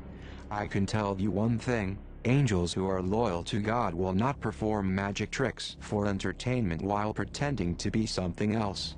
That's exactly what a demon would do. The Bible even says that Satan is the ruler of this planet and that demons will deceive even the very elect with their signs and wonders. In other words, deceive and confuse mankind with their supernatural powers. I know that this is extremely hard to believe for many people, so I will try to clarify it even more. Many struggle with the idea of demons partnering up with these entertainers. They can't imagine how this could happen. It is complicated to explain since not every case is identical. In most cases it is generational. A certain bloodline may have originally made a pact with the demon even thousands of years ago, and passed on the secret to select members of their offspring. Obviously, demons helping certain humans is not limited to entertainment or magic, but to all human professions. If the Bible is correct, angels and demons predate the creation of this physical universe, so obviously their knowledge about all the elements and how to manipulate them are unmatched. Many scientists would love to get a piece of that knowledge.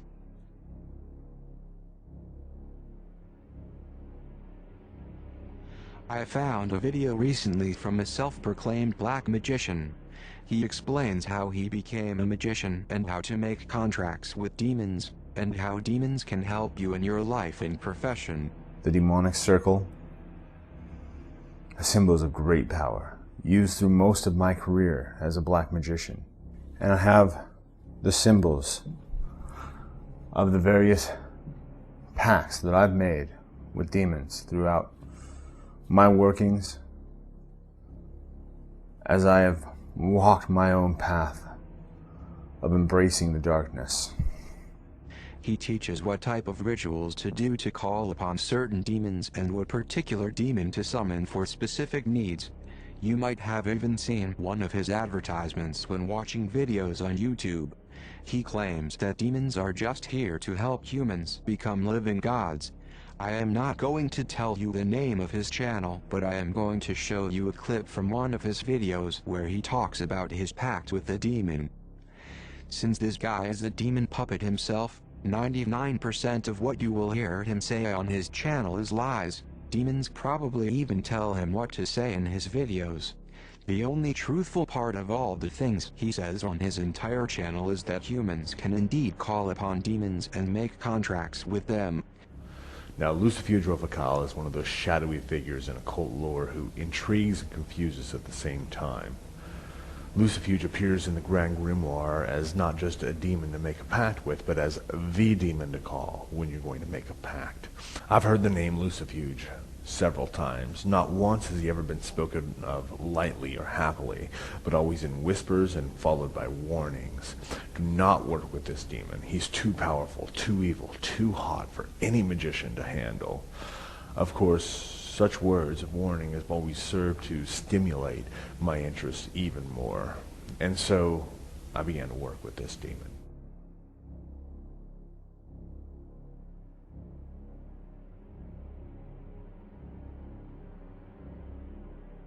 That does not mean that anyone who tries to summon a demon or ask for a demon to contact him will receive it.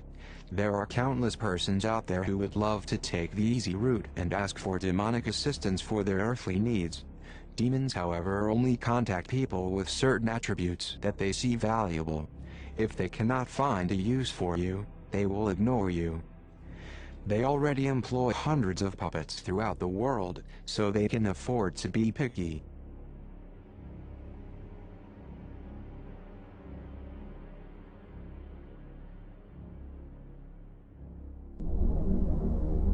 The oracle, as you put your hand on it, would just move around.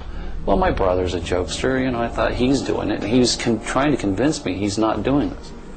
What I did, I took the Ouija board by myself up to my bedroom one night. But the Ouija board still answered his questions, and Jeff knew some other force was at work. It scared me, but at the same time, it was kind of like a roller coaster ride. You're scared to death, but you're thrilled. I began to recognize after this that there was a presence that began to develop in my house. I mean, I would wake up in the middle of the night and literally feel someone's watching me. And I would wake up and literally walk through the house in order to experience that because I liked it. Soon after his experience with the Ouija board, the presence Jeff felt in his home spoke to him. I woke up one night and literally there was like a voice behind my ear saying, Jeff, come, you know, come here, I got something to show you. This strange force took Jeff on out-of-body experiences. During these times, he saw things days before he experienced them in real life. Then Jeff met a man who happened to be a practicing Satanist. He prayed over me and laid hands on me. And when he laid hands on me, I was filled with a demon. Jeff believed Satanism was the path to honing his paranormal abilities. And when a demon is around you or is inside of you, the sensation or the sense of their presence, you lie to yourself. You think that that's your power level. No matter what they tried, Jeff and the demonic forces inside him just couldn't kill that little seed of love and compassion. So, the demons that had given him power for so many years turned on Jeff and tried to kill him instead.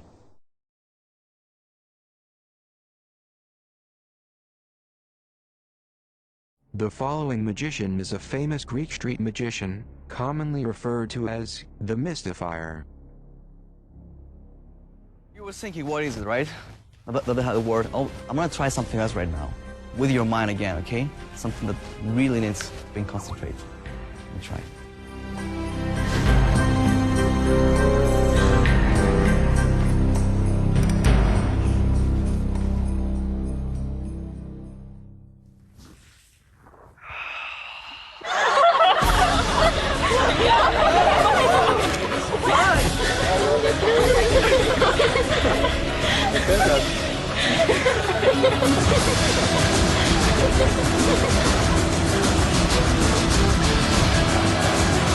I have seen a lot of performers doing levitation. But I'll tell you this. When Neophitos does his levitation,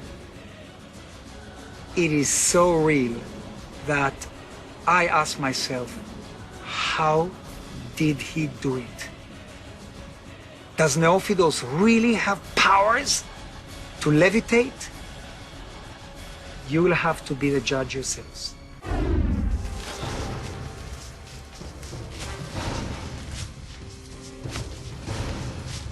Καλησπέρα, Διά. Καλησπέρα, Διάμεντε. Καλά, πώς πάει? Καλά, εντάξει. Λοιπόν, θα δοκιμάσω κάτι μαζί σας. Και καταρχάς ήθελα να σας ρωτήσω, έχετε ακούσει ποτέ για αυτό που λέμε ότι όταν το σώμα, το μυαλό και το πνεύμα ενωθούν, μπορούμε να κάνουμε απίστευτα πράγματα? Θα συγκεντρωθώ, οπότε έτσι για λίγα δευτερόλεπτα κάνουμε τελείως ησυχία, οκ.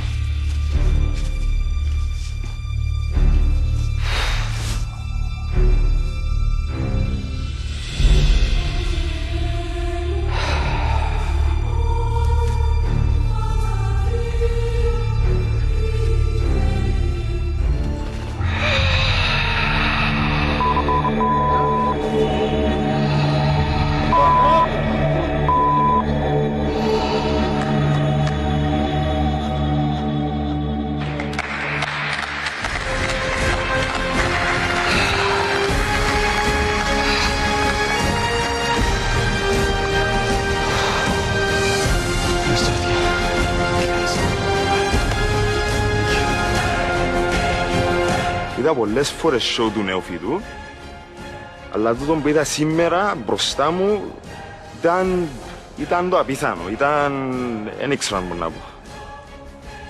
Ήταν μες στον αέρα, μόνο στο αιρόι του, γίνεται. Ήρθε ο Νεοφύτος, είπε μας να συγκεντρωθεί, να κάνει κάτι με το πνεύμα και το σώμα του και πραγματικά δεν ξέρω, πέτασε, ορίτου, δεν έγκυζε πάνω στη γη. Είδα αρκετές φορές των νεοφυτών και αλήθεια ασχολήθηκα και εγώ με τέτοιου είδους πράγματα, αλλά τούτο που είδαμε σήμερα μαζί με τον νεοφύτων ήταν, δεν μπορώ να το εξηγήσω, ήταν κάτι εντελώς διαφορετικό, το οποίο μπορεί να είναι και ανεξήγητο, δεν ξέρω. Ήταν κάτι πολύ δυνατό, δεν ξαναδά τίποτε παρόμοιο. Πρώτη φορά έχω έτσι πράγμα, γίνεται, εωρίτουν μες στον αέρα, εωρίτουν, ήταν... He put his hands down and he just, his legs went off the ground and he started flying. It was unbelievable. It was really, really crazy. It was about like 40 centimeters off the ground, literally. Like he was really in the air, like that much off the ground, and it was unbelievable. Like we really couldn't believe it because 40 centimeters is a lot for levitating in the air. Just like, oh my gosh.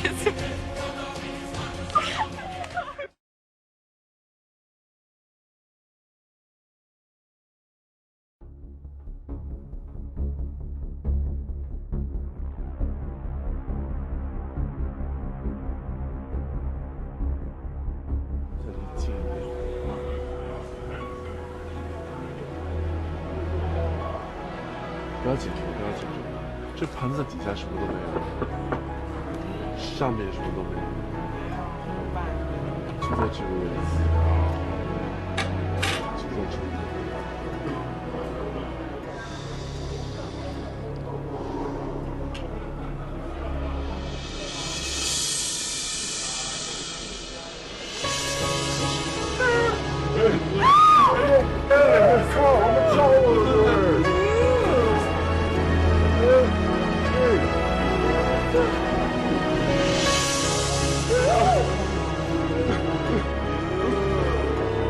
太夸张了吧！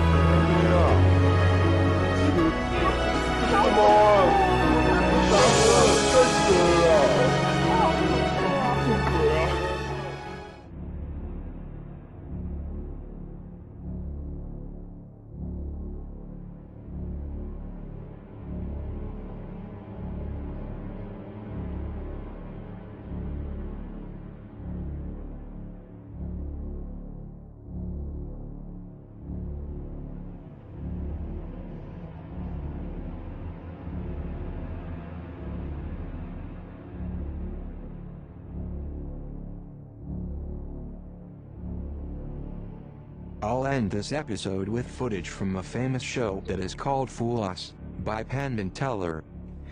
Penn and Teller are demon magicians themselves. They are good friends of Chris Angel, and they made a show where they pretend to judge other magicians.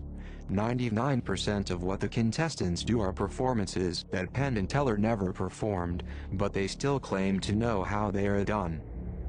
What you are about to see is a demon spirit moving objects for Teller. The next trick is done with just a piece of thread.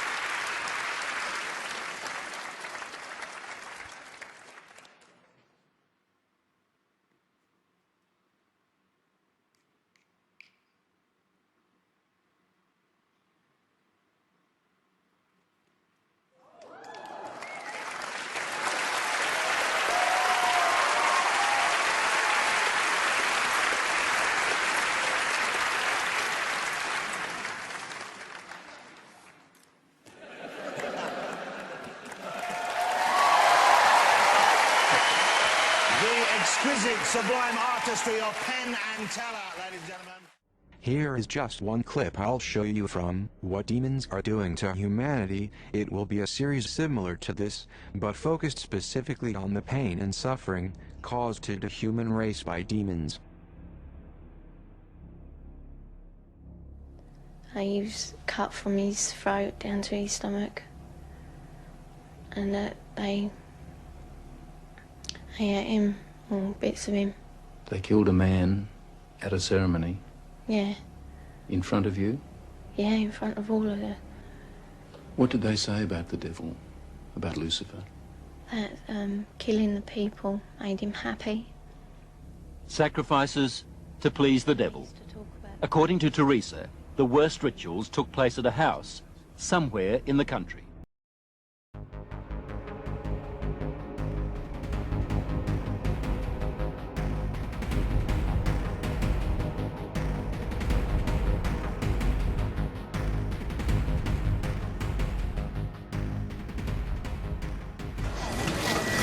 Okay, good. 薬は僕取ってそのまんまドリンクを出します。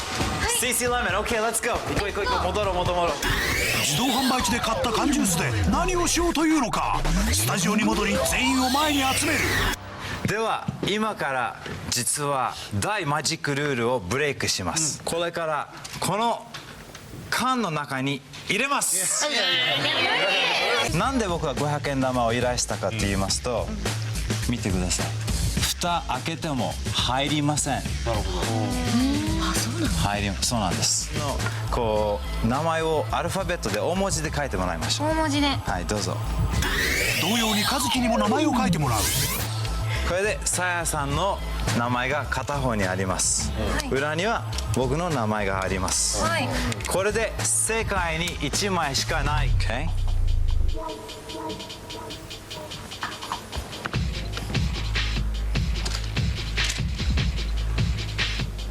ここです。はい。軽く僕に押してください。軽く僕の方に押してください。1、2。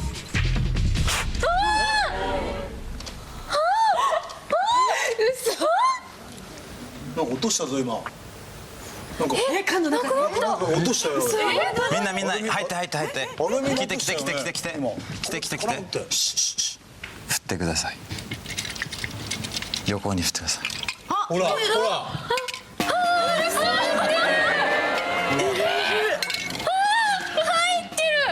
Wait ちょっとスペース開けてちょっとスペース開けて。それじゃないかもしれないもんねまだね。Wait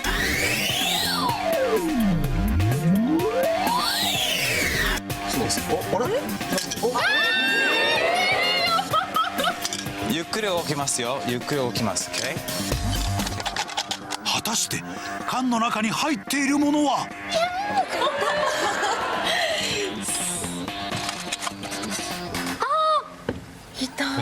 間違いないですよね。間違いないですよね。でも多分まだリアクションがないのは一つの理由です。この500円玉に和樹のサインは書かれているのか。後ろの方にちゃんと名前が書いてあるか確かめましょう。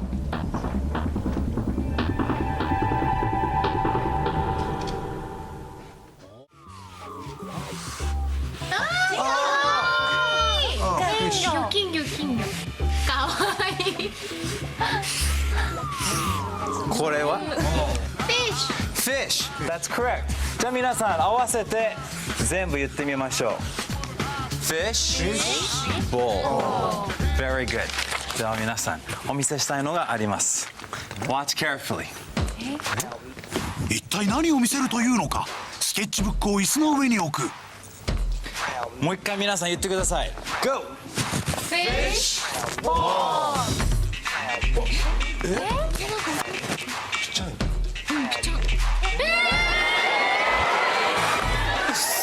Fishbowl!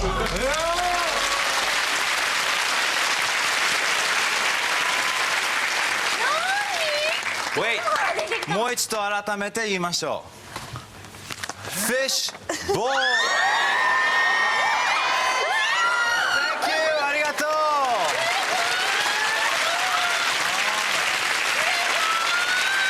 う！しかしゼロのサプライズは終わらない。さあ今日一人にプレゼントします。金魚をプレゼントするという。美穂さんにプレゼントします。その前にお願いあります、はい、名前をつけてあげてください。名前 Yes, a name 名前。なんか一つ好きな名前。金魚にじゃあバニラで。バニラ、はい、バニラ Do you like that その名前。Oh! Shit! ちょっと待って。Oh my god! Sorry. Vanilla. 痛い。Vanilla. Vanilla, come here. Come here. Water. Water, water, water. あった。Water, water. どうしよう。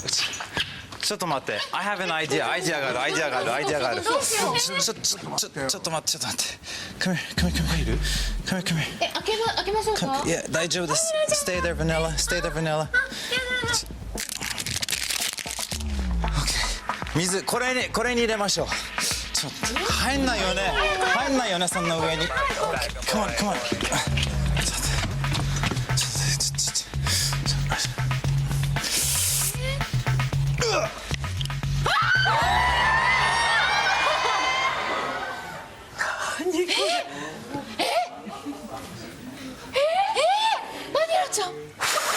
無事ですか、バニラは。生きてる。バニラ。じゃあ、please take care of vanilla。どうぞ、このまま持って帰ってください。焦った。焦ったっての。これだってしま。名前を大きく書いてください。カードを1枚選ばせ、それに名前を書かせるセロ。Great。これを書いたことによって世界で1枚しかないユコさんのカードになりました。ユコ持ってください。では好きなところでストップって言ってください。ストップ。置いてください。皆さんゆっくり置きます。ユコさんのカードです。まずは真ん中に埋めていきます。OK。これからちょっと面白い方法。You ready？ いきます。1、2、3。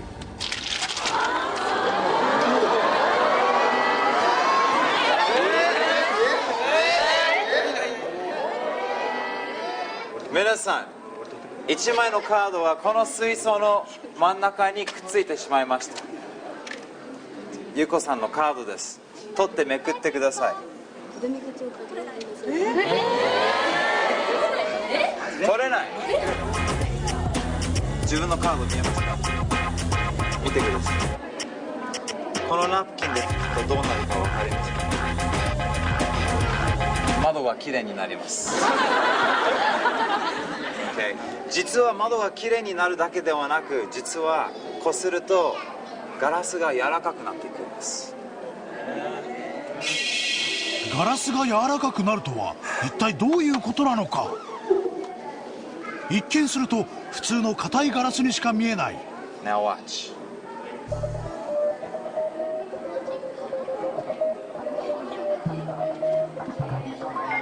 紙ナプキンを水槽のガラスにかぶせ、セロが上からゆっくりと手でガラスを押し始めた。すると硬いはずのガラスに変化が。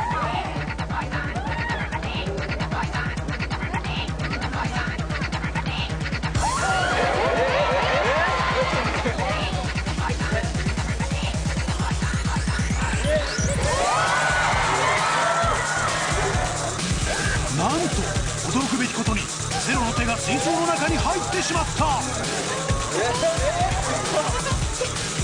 横から見ると確かにセロの手が水槽の中に入っていることを確認できる。手をどんどんと中に入れ、ついには反対側のガラスへ。その内側に貼り付いたカードを手に取る。やはりカードはガラスを貫通し水槽の中に入っていた。そしてカードを手にしたまま手を再び水槽の外へ。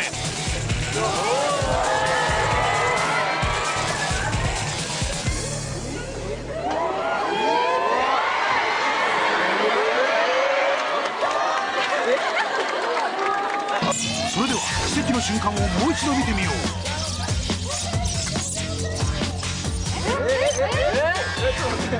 まずセロは硬いガラスを柔らかくし、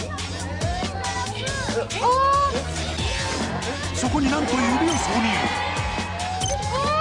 あろうことかそのまま水槽のガラスを突き破り手を貫通。そして手をどんどんと奥の方へ入れていき、ついにはカードをキャッチ。驚きの方法でカードが水槽の中に入っていることを証明した。さらにセロが水槽から手を抜きガラスをこすると、ガラスには穴が開いているどころか傷一つ見当たらず元通りに。ここにガラスの真ん中に貼り付けていきます。ここです。観客に手伝ってもらい、窓の真ん中にポスターを貼り付ける。これで皆さんよく見てください。この辺から見るとガラスをつけて反対側見えますね。何もありません。こっちからみんな見て何もありません。ガラスの上が見えます。ガラスの下が見えます。360度すべて周りが見えます。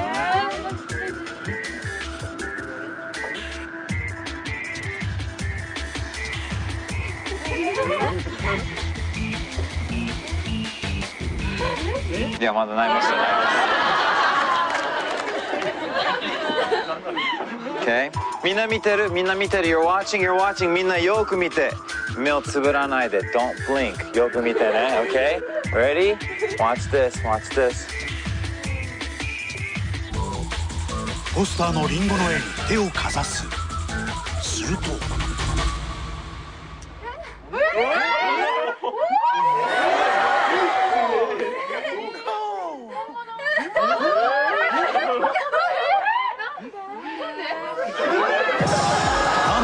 ポスターのリンゴの絵が本物のリンゴに。そしてリンゴのあった場所にはセロの顔が出現。 The Big Apple 消えてます。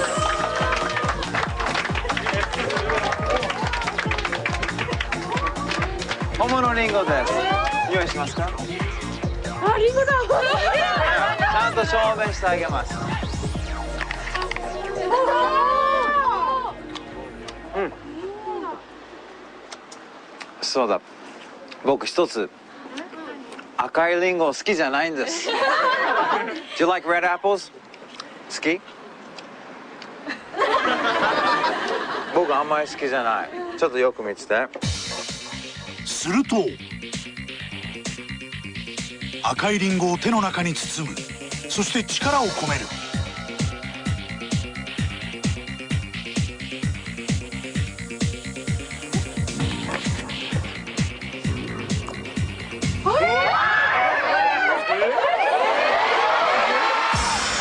なんと赤いリンゴが緑色のリンゴに。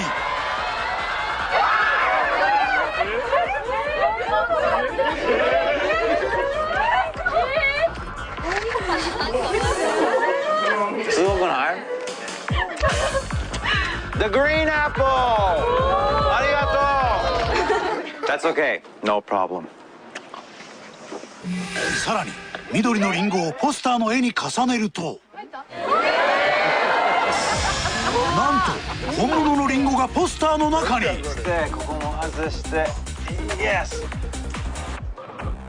窓ガラスには傷一つ見当たらない。ちゃんと戻します。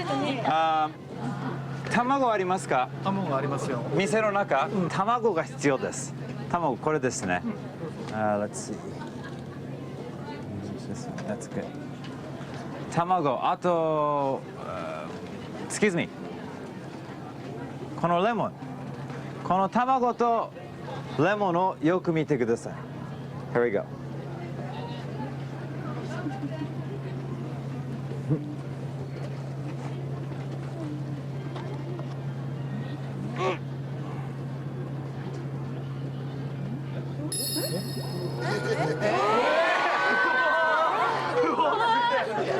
なんと手の中にあったはずの卵はレモンを残して消えた。もう一回やってあげます。今度は We need like a orange. オレンジありますか？1本ください。お願いします。はい、じゃあ1本。じゃあ今度はこのみかんを使います。お願いします。これちょっと持ってください。そのままいいです。Okay? じゃあ皆さん、このレモンとみかんをよく見てください。Here we go.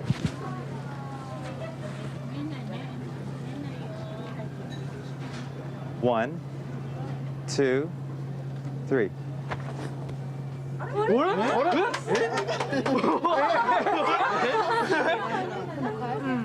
The lemon is gone. 消えました。わかりますか？実は今のインコ、そして卵、そしてレモンは消えたんではないです。実は違う空間に預けました。そしてこれから戻ります。残ってるのはこのオレンジです。見てください。まさか。嘘。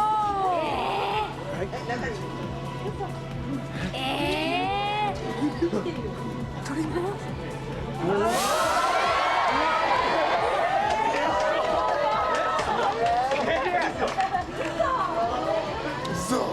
Okay, wait.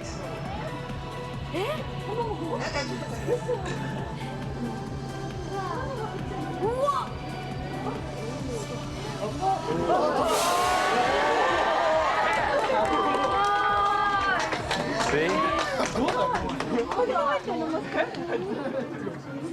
ちょっと待って。もう皆さん分かりました？ま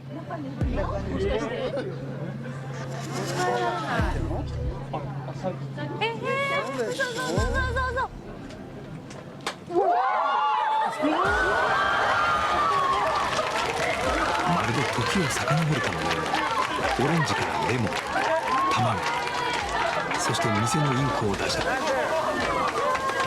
お返しします。隠し立てができない難しいステージだ。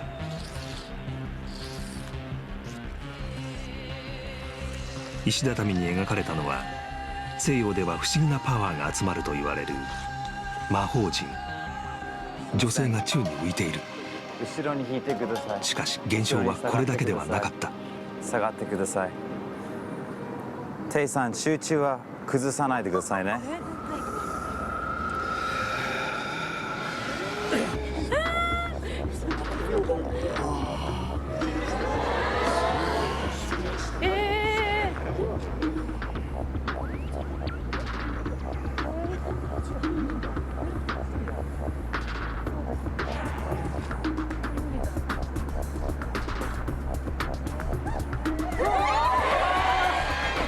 大丈夫。集中崩さないでください。コンセントレート。セロが見せた驚異の浮遊現象。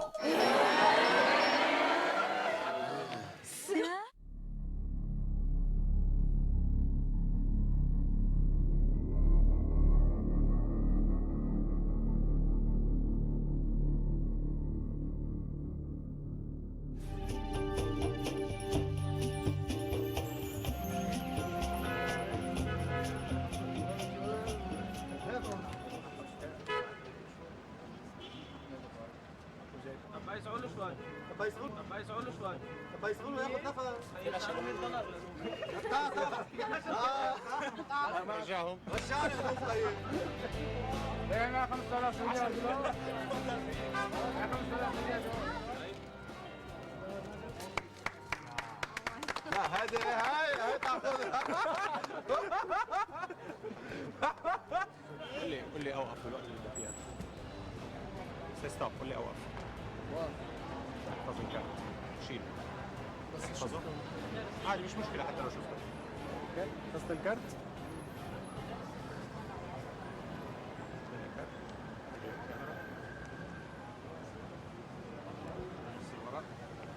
اوكي.